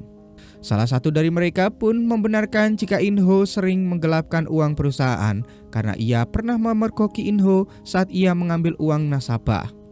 Namun di sini tim 1 tak langsung mempercayai perkataan tersebut dan akan menyelidikinya lebih lanjut lagi. Setelah itu, mereka mengundang istri Inho untuk memberikan keterangan, di mana akhir-akhir ini ia sempat melihat Inho yang sangat gelisah. Namun ia tidak tahu jika Inho menggelapkan dana perusahaan. Untuk membuktikan jika Inho tidak bunuh diri, istrinya pun membawakan sebuah surat cinta yang pernah Inho tuliskan kepadanya saat berpacaran dulu, agar tim 1 bisa mencocokkannya dengan tulisan yang ada di surat wasiat. Nah, saat istri Inho melihat isi surat wasiat tersebut, ia juga yakin jika itu bukanlah tulisan suaminya. Ia sangat yakin jika Inho difitnah dan dibunuh. Maka dari itu, ia meminta agar tim 1 bisa mengungkap kasus ini. Yunghan pun merasa sangat kasihan dengan istri Inho itu, terlebih lagi dia sedang hamil besar. Ia pun berjanji jika pasti kasus ini akan terungkap. Sementara itu, Baek terlihat memarahi ketua tim 2 karena dia tidak segera melapor jika ada kasus tentang perusahaan sekuritas saham. Entah apa tujuan Baek mencari tahu tentang kasus yang berhubungan dengan saham tersebut, namun yang pasti setelah ia tahu jika kasus ini sedang ditangani oleh tim 1, ia pun tidak bisa berbuat apa-apa karena ia tidak berani menyentuh lagi tim 1 seperti perintah kepala Choi. Di sisi lain, Ketua Yu mendatangkan seseorang kakek-kakek ahli tulisan, di mana ia mengatakan jika tulisan keduanya tidak cocok setelah ia menganalisanya. Hal itu membuat si kakek beranggapan jika surat wasiat itu dipalsukan dan bukan Inho penulisnya. Keesokan harinya, Yunghan dan Kyunghwan bertanya pada warga sekitar mengenai kantor saham yang ada di sana. Warga itu merasa aneh dengan perusahaan tersebut karena mereka tak menerima investasi secara individu, dan ketika ia akan berinvestasi di sana, ia selalu dicuekin oleh para pegawainya. Saat Yunghan menanyakan apakah ada orang lain yang sering masuk ke sana selain direktur dan para pegawai, orang itu mengatakan jika ada seorang pria yang kerap datang ke kantor tersebut, di mana pria tersebut selalu berpenampilan rapi menggunakan jas. Malam harinya, Sang Sun dan Ho Jung mendapatkan laporan dari polisi setempat yang mengatakan jika ada ibu dan anak-anak yang tinggal di belakang kantor saham. Saat Sang Sun menanyakan apakah mereka melihat orang yang keluar dari sana kemarin, mereka tak menjawabnya. Namun ketika Yunghan datang dan menanyakannya lagi, si ibu pun menjawab karena ia teringat dengan Yunghan yang sempat membantu mereka. Si ibu mengatakan jika ada seorang pria berbadan besar berambut panjang serta tangan kanan yang diperban keluar siang kemarin. Setelah mendapatkan informasi tersebut, Yung Han pun memanggil temannya yang bekerja di bank, di mana temannya itu mengatakan jika perusahaan saham ini adalah perusahaan bayangan, karena kemungkinan mereka hanya menjalankan perusahaan ini untuk bisnis lainnya. Ia juga mengatakan agar Yung Han dan yang lain waspada karena perusahaan ini bisa berdiri karena campur tangan dari Badan Intelijen Negara. Hal itu sontak saja membuat Yung Han bertanya-tanya dan merasa ada yang aneh. Keesokan harinya, tim 1 mulai mengikuti si pria berjas rapi yang dicurigai sebagai pemilik perusahaan bayangan tersebut. Mereka pun lalu sampai di sebuah tempat perjudian panco. Di sana, mereka malah menemukan orang yang dicurigai sebagai pembunuh Inho karena cirinya yang begitu mirip. Namun mereka tidak bisa langsung menangkap si pria yang bernama Dupal itu karena Yung Han takut jika ia akan kabur dengan banyaknya orang di sana. Setelah itu, mereka pun berdiskusi dengan Ketua Yu di mana Ketua Yu mengetahui jika pemilik tempat judi itu bernama Zhang Guji. Di sini mereka pun merasa aneh mengapa pemilik perusahaan saham bergaul dengan Guji dan apa hubungan mereka berdua. Nah, untuk mencari tahu, keesokan harinya mereka pun merencanakan sesuatu untuk menangkap mereka semua. Di mana Yung Han menantang Dupal untuk beradu panco dengan Kyung Hwan. Jika Kyung Hwan menang, maka semua uang taruhan di sana akan mereka ambil. Namun jika Kyung Hwan kalah, maka tangannya yang akan menjadi taruhannya. Singkatnya, karena mereka menang, orang-orang di sana pun merasa gembira dan menganggap jika Kyung Hwan adalah orang yang kuat karena belum ada yang bisa menang melawan Dupal selama ini. Di tengah-tengah keramaian tersebut, tim 1 pun langsung mengungkapkan jati diri mereka untuk langsung menangkap mereka bertiga. Setelah diinterogasi, Dupal mengaku jika ia membunuh Inho karena mendapatkan perintah dari Guji. Namun saat Guji ditanya, ia juga mendapatkan perintah dari si pria berjas dan tak tahu apa tujuannya. Nah, saat tim 1 sudah tahu jika mereka bertiga adalah pelakunya, tiba-tiba Baek datang membawa polisi nasional untuk membawa mereka bertiga karena kasus kali ini akan ditangani langsung oleh polisi nasional. Hal itu membuat Yung Han dan yang lain pun tak bisa berbuat apa-apa. Ternyata semua bisnis kotor yang selalu dilindungi oleh Badan Intelijen Negara ini juga ada kaitannya dengan Baek. Makanya ia berusaha untuk menyelamatkan si pria berjas agar dirinya tidak ikut terlibat. Akan tetapi, di sini Yung Han dan tim 1 tak akan membiarkan itu terjadi begitu saja.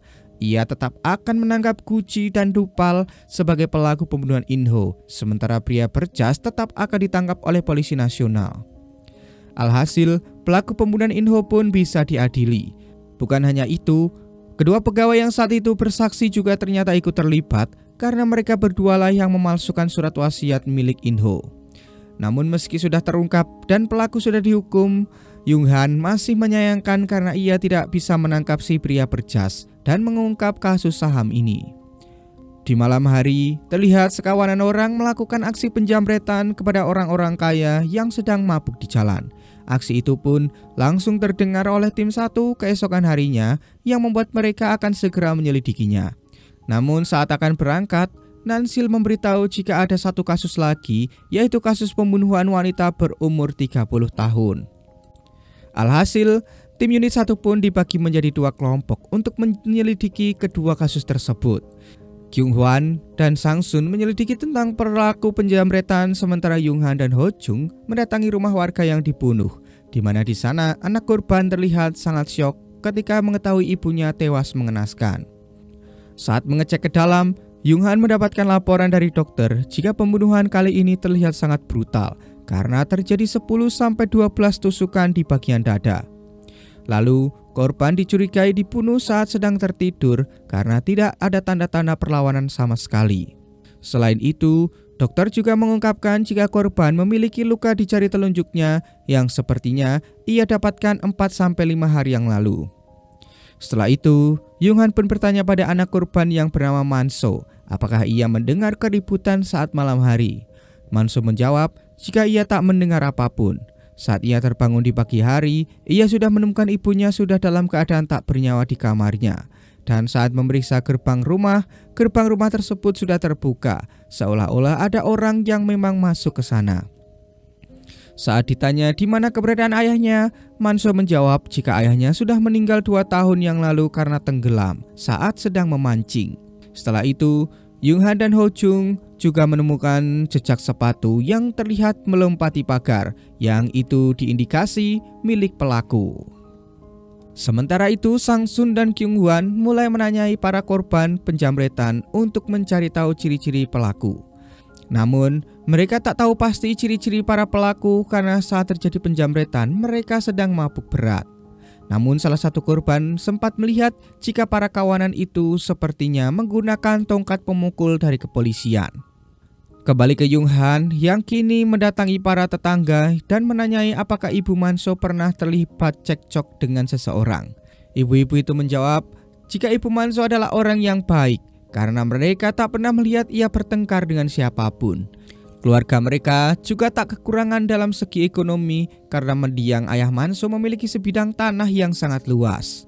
Namun, ibu-ibu itu menyuruh Yung-han untuk menyelidiki tentang pacar Ibu Manso karena setelah ayah Manso meninggal, Ibu Manso langsung berhubungan dengan pria tersebut. Dan pria tersebut juga sangat sering datang ke rumahnya. Tanpa berlama-lama lagi, Yung-han pun langsung mendatangi si pria yang bernama Dok-yung itu untuk menanyakan alibinya saat kejadian terjadi. Nah, mendengar Ibu Manso tewas, Dok-yung pun sangat kaget dan tak menyangka karena kemarin siang mereka baru saja makan. Ia pun menyangkal jika ia yang membunuh Ibu Manso karena mereka tak pernah bertengkar. Bahkan hubungannya dengan Manso juga sangat baik karena Manso juga sering datang ke kosnya untuk main. Lalu untuk mencari tahu lebih lanjut, Yung-han pun pergi ke kos Dok-yung untuk bertanya pada ibu kos apakah Dok-yung berada di kosnya semalam. Ibu kos pun mengakui jika Dok-yung semalam berada di kos dan tertidur pulas hingga pagi tiba. Di sini, Yung-han pun merasa aneh karena saat Nansil datang membawa jejak sepatu milik pelaku, ia menemukan kecocokan dengan sepatu milik Dok-yung. Bahkan, Ho-jung juga menemukan baju Dok-yung yang terdapat bercak darah.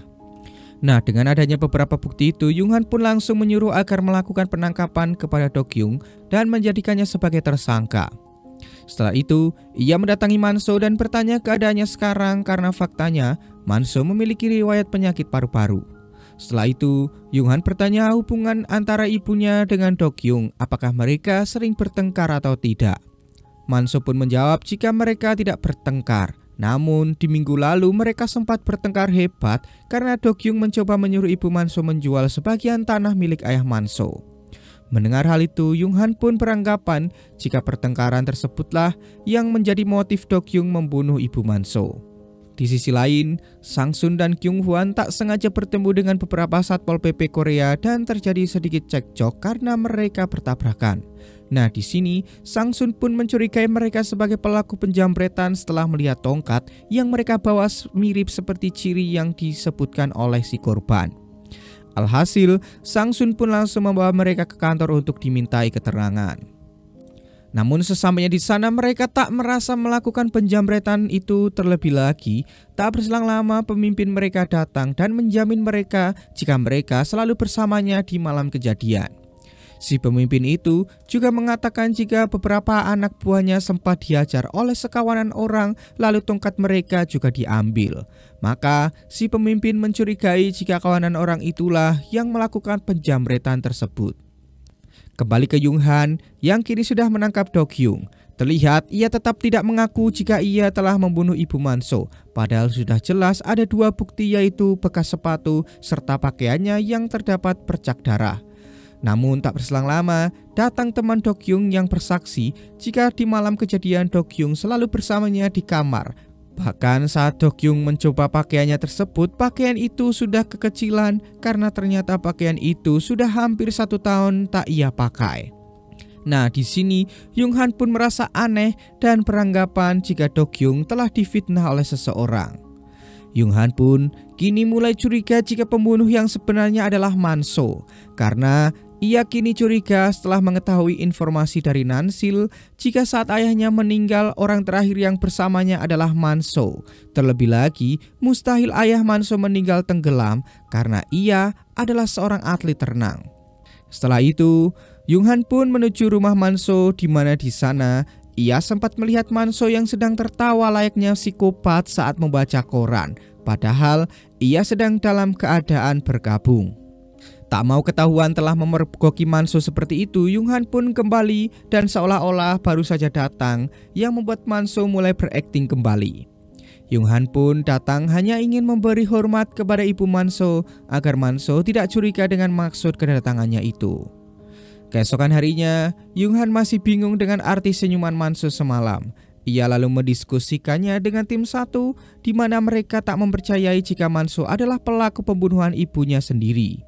Yung Han juga tak ingin berpikiran seperti itu, namun ketika ia menemukan fakta-fakta yang mengarah pada Manso, ia mengira jika Manso adalah anak yang lebih pintar dari dugaan mereka. Di sisi lain, kepala Choi terlihat memarahi Baek dan menamparnya habis-habisan karena Baek tak menuruti perintahnya, karena Baek menutup pasar agar tak ada tugas menjaga di sana. Nah, di sini mulai terjadi perpecahan di antara mereka berdua, di mana Baek sudah berani melawan kepala Choi. Sementara itu, Yung Han dan Ho Jung kembali mendatangi Manso untuk menanyakan sesuatu tentang kematian ayah Manso. Manso pun menjawab jika saat itu ayahnya mabuk sehingga ia tidak bisa berenang dan tenggelam saat Manso tertidur di dalam dek. Hal itu tentu saja membuat Yung Han semakin curiga karena alasan itu mudah ditebak. Sementara itu, Nansil terlihat mengunjungi sahabatnya yang bekerja di sebuah pabrik hanya untuk memberikan roti kacang merah kesukaan sahabatnya itu. Di sini, sahabat Nansil menanyakan Nansil sebagai seorang polisi, apakah Nansil mendengar berita tentang hilangnya beberapa pegawai di pabriknya setiap bulannya.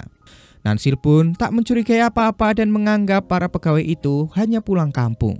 Namun sahabatnya itu mengungkapkan jika para pekerja itu hilang secara tiba-tiba dan meninggalkan semua barang-barang mereka di rumah. Sahabat Nansil juga sudah melaporkan kejadian tersebut ke pihak polisi dengan nama anonim karena ia merasa takut. Nah, setelah sampai ke kantor, Nansil pun mencari tahu tentang kasus tersebut yang ternyata sudah ditutup, dan yang menangani kasus itu tak lain dan tak bukan adalah tim unit 2. Sementara itu, Yung Han bersama Ho Jung kembali mendatangi Manso yang saat itu kembali tertawa saat membaca koran. Kedatangan mereka ternyata untuk menguak semua kebusukan dari Manso agar ia mengakui jika dialah yang telah membunuh ibunya. Di sini, Yung Han pun mengungkapkan jika luka jari ibunya pasti ulah Manso agar sang ibu berdarah, dan darah itulah yang ia pakai untuk menjebak Dok Hyung.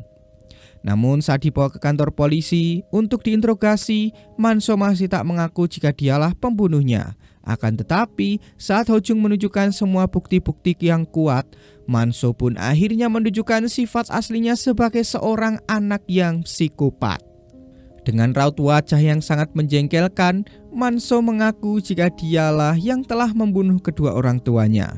Manso mengatakan alasan ia membunuh ayahnya karena ia kecewa tak diberi warisan tanah yang dimilikinya. Sementara alasannya membunuh sang ibu karena ia sangat muak karena baru saja ayahnya meninggal, ia malah sudah berkencan dengan pria lain. Mendengar alasan tersebut, Yung Han mengatakan jika Manso akan dipenjara seumur hidup karena kasus ini. Namun dengan percaya diri, Manso menjawab jika ia tak akan masuk penjara karena ia hanya akan dibina mengingat umurnya masih 14 tahun. Mendengar perkataan itu, Yung Han semakin marah dan tak menyangka ternyata Manso bisa mengerti tentang peraturan hukum. Manso pun menjawab jika memang cita-citanya adalah menjadi seorang jaksa. Di sisi lain, Sang Sun dan Kyung Hwan akhirnya mempunyai ide untuk menangkap para penjamret dengan menyamar sebagai orang kaya yang mabuk. Sang Sun berjalan sendirian, sementara Kyung Hwan mengikutinya dari belakang. Dan benar saja, 3 remaja pria mengikuti Sang Sun dan langsung memukulnya dari belakang. Beruntungnya, pukulan itu tak berefek apa-apa pada Sang Sun karena di dalam topinya ada sebuah mangkuk. Alhasil, mereka bertiga pun tertangkap dan langsung dibawa ke kantor untuk diinterogasi. Nah, ternyata ketiga remaja ini tak memiliki uang karena awalnya mereka akan mendaftar sebagai seorang Satpol PP. Namun karena mereka selalu mendapatkan siksaan di sana, mereka pun menjadi gelandangan dan mencari uang dengan menjamret orang-orang kaya. Bukan hanya itu, mereka juga jarang diberi makan, bahkan tangan mereka juga dicap layaknya seekor hewan. Perlakuan tersebutlah yang membuat mereka memilih kabur dan menjadi seorang penjamret. Mendengar pengakuan tersebut, Sang Sun pun akhirnya tahu jika para Satpol PP itu memang benar ada yang tidak beres. Sementara itu, Yung Han terpaksa membebaskan Manso karena peraturan undang-undang yang tak memperbolehkan anak di bawah umur di penjara. Namun di sini, Yung Han dan Ho Chung terus mengikuti Manso hingga sampailah mereka di sebuah gang yang sepi. Yung Han langsung menodongkan pistol ke arah Manso karena ia sudah muak melihat kesombongannya itu. Di sini, Manso pun sangat ketakutan dan meminta agar mereka memaafkannya. Namun saat Yung Han hendak menembak, ternyata itu hanyalah tipuan karena ia tak mengisi pelurunya. Mengetahui itu hanyalah candaan saja, Manso malah semakin sombong dengan mengatakan jika dia akan benar-benar bebas tanpa hukuman sama sekali. Namun tanpa disangka, Yung Han sudah mempunyai rencana cadangan karena ternyata Yung Han diberitahu oleh ibu guru di sekolah Manso jika di akta kelahiran Manso sudah berusia 15 tahun. Hal itu tentu saja bisa membuat Manso sudah dianggap sebagai remaja dan layak mendapatkan hukuman yang berat. Akhirnya, Manso yang songong ini pun hanya bisa terdiam dan akan segera menerima hukuman beratnya. Keesokan harinya, terlihat di markas Satpol PP ternyata apa yang dikatakan oleh ketiga remaja kemarin benar, karena di sana para Satpol PP selalu menyiksa para remaja yang akan masuk ke dalam anggota mereka. Tak berselang lama, tim 1 pun datang dan langsung mengancam ketua Satpol PP jika ia terus berbuat seperti itu, maka mereka akan dihukum. Namun si ketua ini tak takut dengan ancaman tersebut karena mereka memang di bawah naungan pemerintah. Nah, di sini Yung Han pun tidak peduli karena merekalah yang bersalah, yang membuat si ketua hendak menghajar tim 1.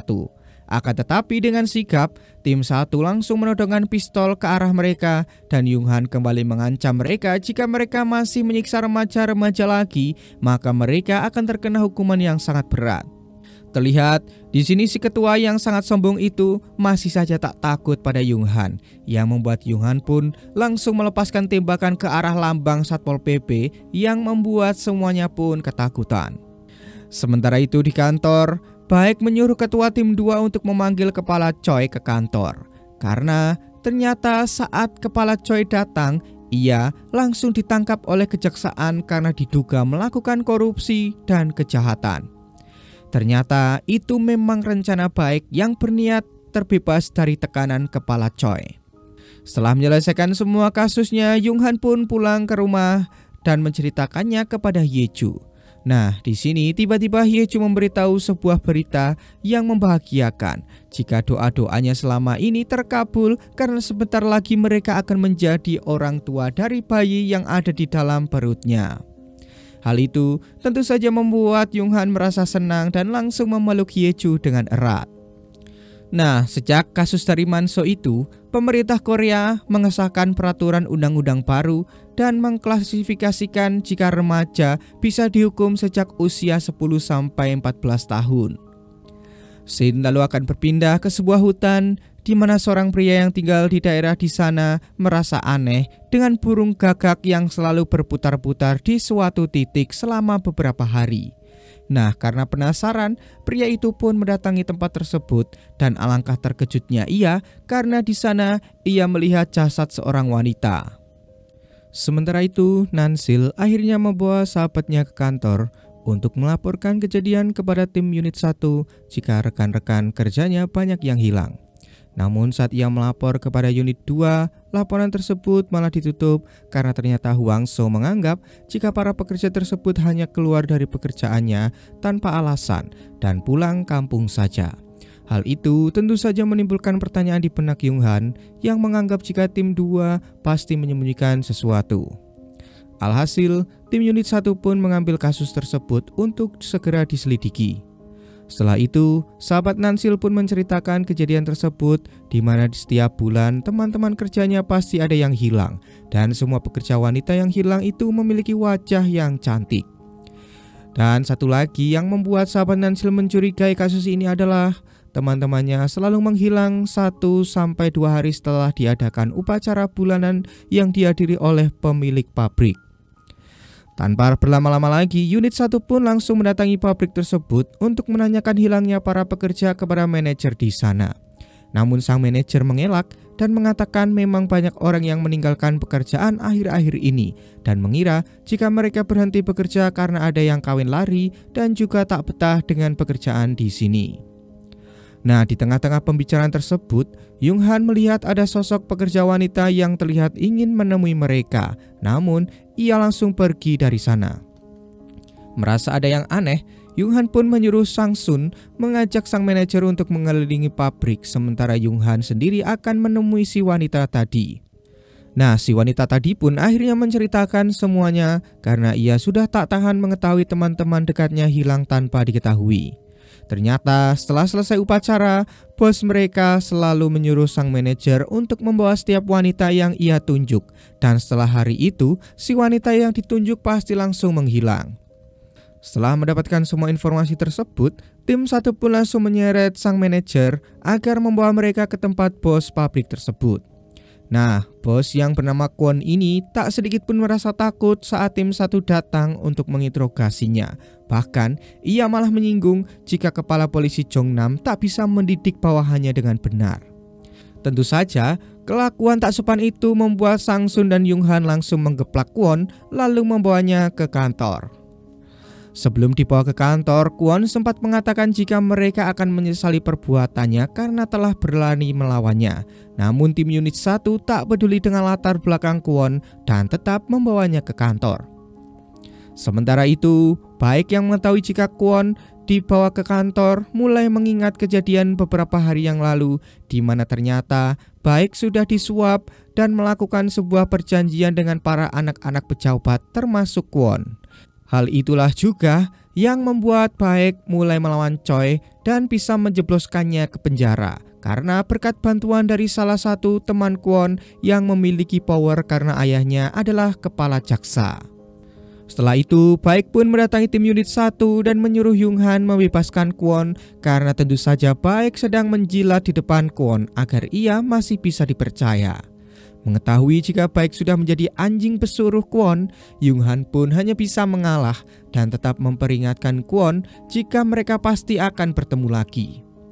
Setelah Kwon dibawa pergi, Nansil tiba-tiba datang dan melapor jika telah ditemukan sosok mayat wanita di bawah tebing. Ketika mereka datang ke TKP, ternyata jasad tersebut adalah Kim So Jung, teman dekat sahabat Nansil yang dilaporkan menghilang. Mengetahui So Jung tewas, Yung Han sangat menyayangkannya karena ia sangat berharap bisa menemuinya hidup-hidup untuk bersaksi. Dokter yang saat itu mengecek menemukan banyak bekas suntikan di tangan korban dan setelah dicari tahu ternyata di dalam tubuh So Jung terdapat banyak narkoba berjenis opium. Lalu dokter juga mengungkapkan jika sebelum tewas nampaknya So Jung sempat diperkosa terlebih dahulu dan dipukul di bagian kepala sebelum ia dijatuhkan ke tebing itu.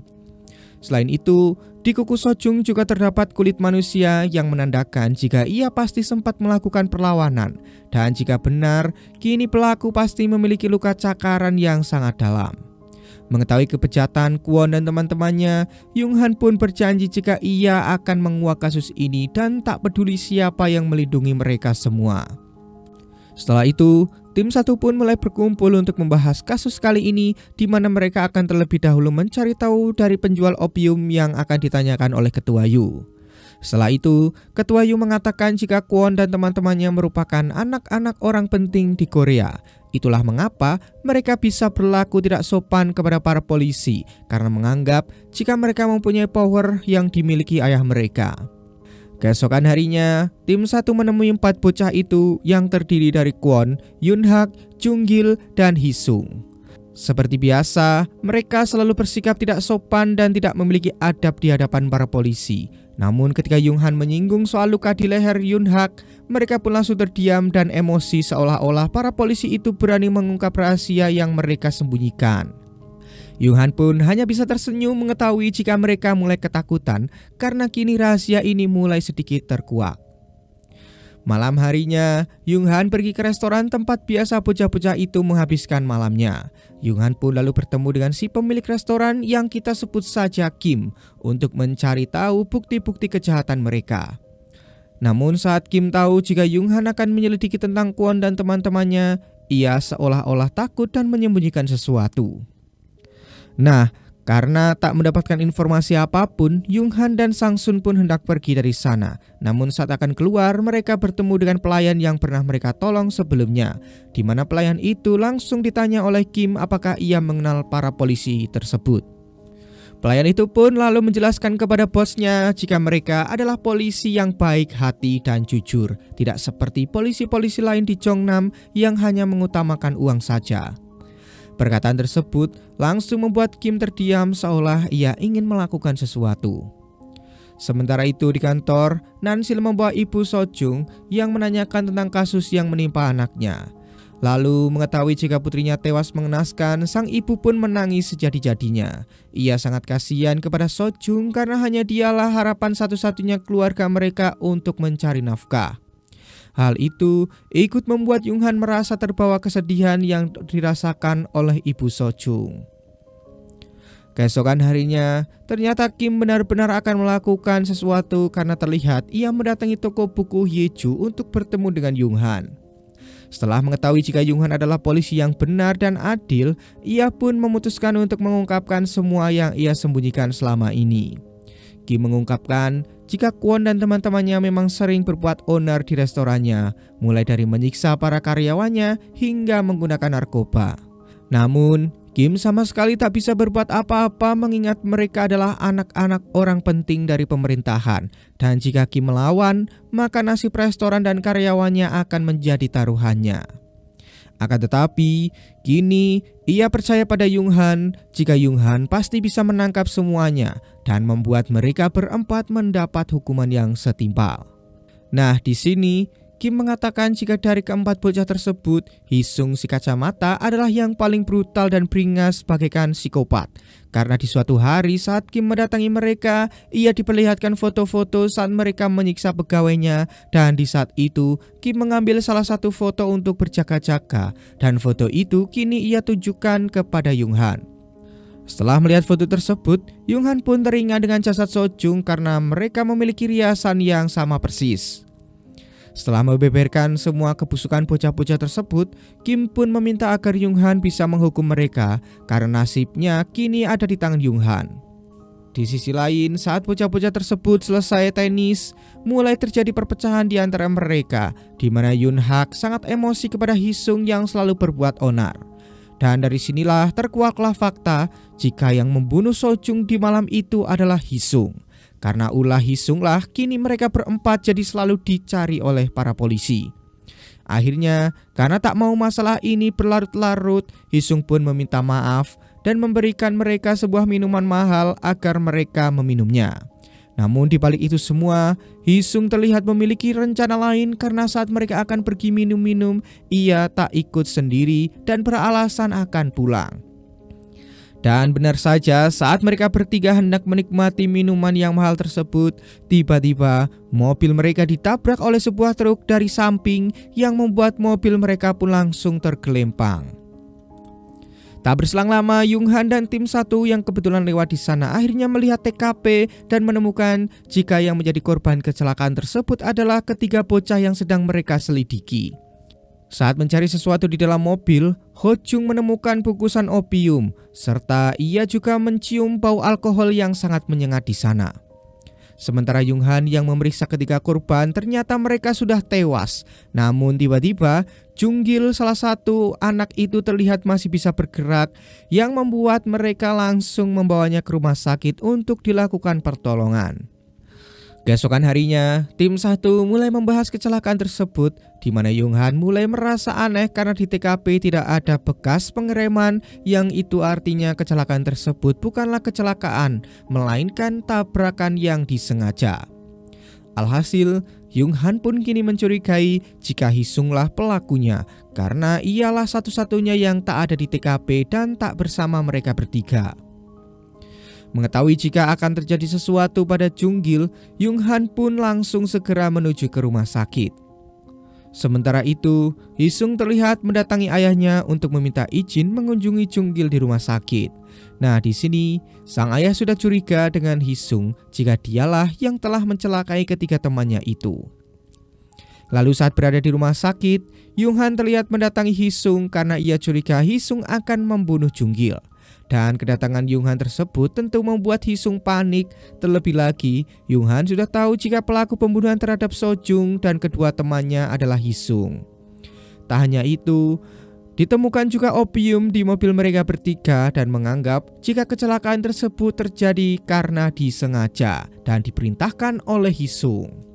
Seketika saat Yung-han sudah pergi, Hee-sung pun langsung teringat dengan kejadian pembunuhan tersebut yang membuatnya kini merasa bingung harus berbuat apa. Alhasil, ia kembali menemui Baek untuk meminta tolong padanya. Namun lagi-lagi, sikap arogan serta tak punya adab dari Hee-sung membuat Baek pun kini mulai kesal dan memberi Hee-sung peringatan jika saat ini masa depan Hee-sung dan ayahnya berada di tangannya.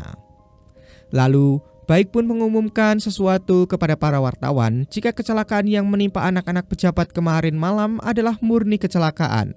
Dan untuk opium yang mereka temukan hanyalah sebuah garam karena dirumorkan mereka menyukai makanan-makanan yang asin. Konferensi pers tersebut pun tentu membuat Yung-han dan yang lain merasa kesal. Dan akhirnya mereka memutuskan akan menyeret Baek juga dalam kasus ini karena mereka sudah terlalu muak dengannya. Di sisi lain, Opsir Kim terlihat menyamar sebagai seorang dokter untuk mengawasi Jung-gil di rumah sakit sesuai perintah dari Yung-han. Karena Yung-han takut jika saat Jung-gil sudah siuman, ia akan dibunuh oleh Hee-sung. Dan benar saja, saat Jung-gil siuman, Hee-sung sudah berada di sana. Bahkan Opsir Kim mengatakan jika penjaga yang berada di sana adalah orang-orang suruhan ayah Jung-gil, yang membuat Yung-han pun mempunyai rencana yang beresiko untuk menangkap Hee-sung. Sementara di kamar, Hee-sung menyuruh ibu Jung-gil agar ia beristirahat sebentar, sementara ia akan menemani Jung-gil yang baru saja siuman itu.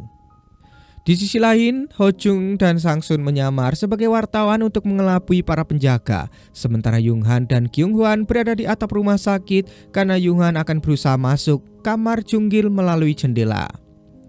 Dan saat Yung-han sampai di kamar Jung-gil, ia pun melihat jika Hee-sung sedang berusaha membunuh Jung-gil, yang membuat Yung-han berusaha masuk ke sana.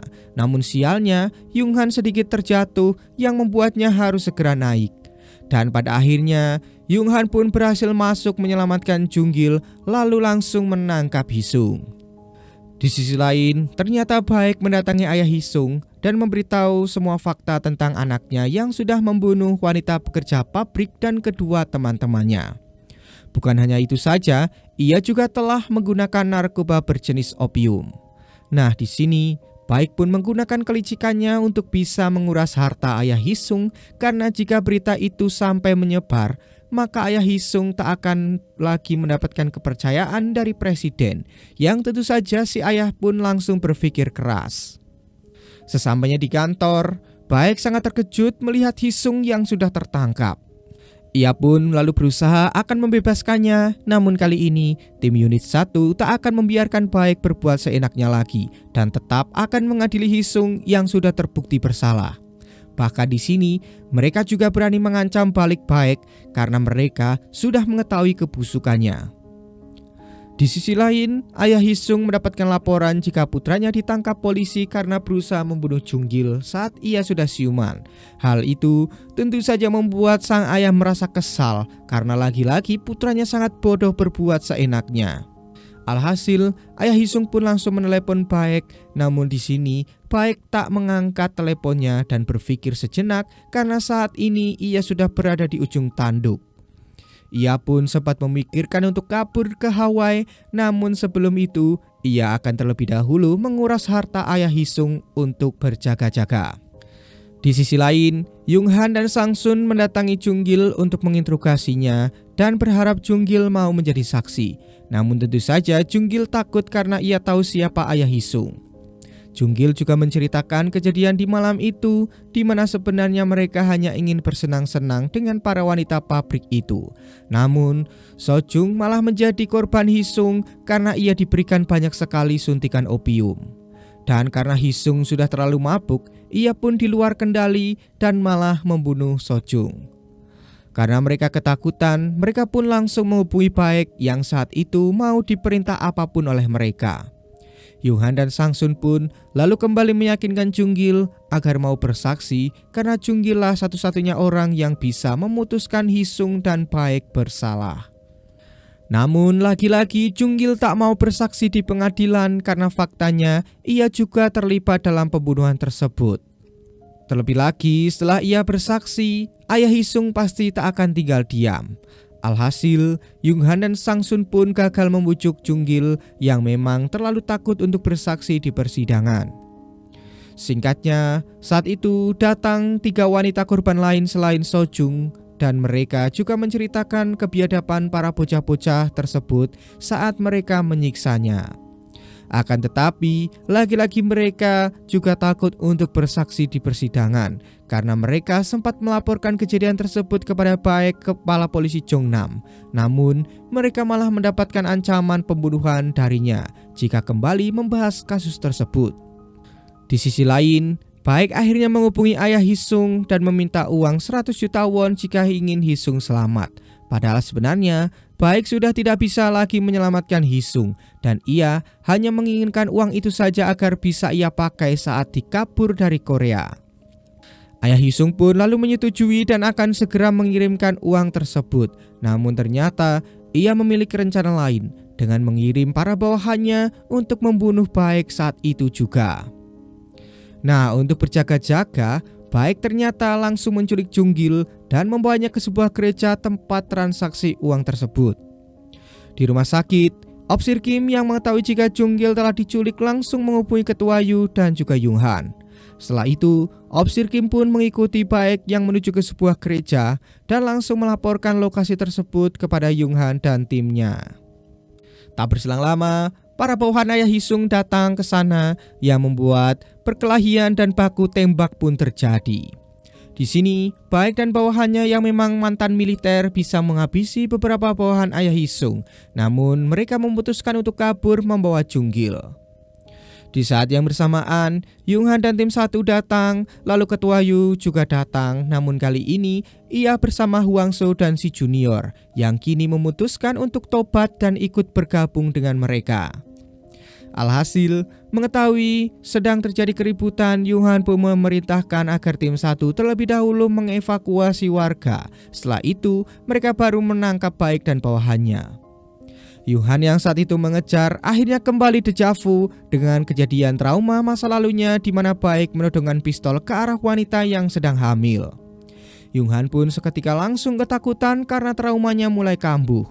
Namun saat ia melihat Ho-jung di belakang, ia pun memutuskan untuk menjatuhkan pistolnya dan beberapa saat kemudian Ho-jung membantu Yung-han, namun naasnya saat itu Yung-han terkena tembakan.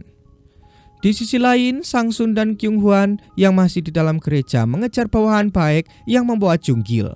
Akhirnya, pertarungan jilid 2 antara mereka pun kembali terjadi, di mana Sang-sun yang kalah kekuatan dihajar habis-habisan oleh bawahan Baek itu. Namun ketika Kyung-hwan maju, ialah yang lebih kuat dan berhasil menangkapnya. Kembali ke Yung-han yang sudah terkena tembakan, ia masih berusaha untuk menangkap Baek dengan sisa tenaganya. Dan ketika Baek kehabisan peluru, Yung-han pun langsung mengambil pistolnya dan langsung menodongkannya ke arah Baek. Alhasil, Baek pun tak bisa berbuat apa-apa dan tertangkap. Setelah kejadian tersebut, bawahan Baek dan Hee-sung dijebloskan ke penjara dan merasa sangat ketakutan di sana. Sementara Baek sendiri mendapatkan hukuman mati gantung karena ialah dalang di balik semua kasus ini. Berita tentang hukuman itu membuat semua anggota kepolisian yang kini sudah bersatu sangat senang. Akhirnya mereka bisa menyingkirkan Baek yang berbuat seenaknya dengan jabatannya itu. Setelah semua misi diselesaikan, Yung-han pun kembali ke rumah dan membawakan hadiah, yaitu baju-baju untuk anaknya nanti. Namun walaupun Yung-han sudah menguak kejahatan dari Baek, ia masih khawatir karena bukan hanya Baeklah yang melakukan kejahatan menggunakan jabatannya. Namun sebagai seorang istri yang peduli, Hye-ju pun kembali menyemangati Yung-han karena ia percaya Yung-han bisa menangkap mereka semua di masa depan. Selain itu, Hye-ju ternyata juga memberikan hadiah untuk Yung-han, yaitu jas ala-ala detektif Amerika. Beberapa bulan kemudian, polisi Jungnam mendapatkan kabar mengembirakan karena ternyata kini ketua Yu naik pangkat menjadi kepala polisi Jongnam. Berita itu pun tentu saja membuat semua anggota tim unit 1 sangat bangga kepadanya. Nah, karena kini Ketua Yu sudah menjadi kepala polisi, ia pun lalu menunjuk Yung Han agar menggantikannya sebagai Ketua Unit 1 untuk memimpin rekan-rekannya. Tentu saja, penunjukan tersebut disetujui oleh Sang Sun dan teman-teman yang lain, karena hanya Yung Han lah yang pantas mendapatkan jabatan tersebut. Akhirnya, kini kepolisian Jeonnam pun dipimpin oleh para polisi-polisi yang adil dan juga jujur. Lalu, scene akan kembali ke masa sekarang di mana Yung Han tua terlihat mendatangi kedua pria di sebuah restoran. Ternyata kedua pria itu adalah mantan gangster yang dulu ditangkap oleh Yung Han, dan kini mereka sudah tobat berkat pertolongan dari Yung Han. Lalu saat akan berpisah, mereka pun sangat merindukan anggota tim unit 1 lainnya karena kini mereka sudah tidak bisa bertemu lagi. Hal itu lalu mengingatkan Yung Han pada anggotanya yang kini sudah tenang di alam lain. Dan Yung Han pun mengunjungi mereka semua, di mana air mata Yung Han tak bisa dibendung lagi karena ia sangat merindukan mereka semua. Dan akhirnya film pun tamat.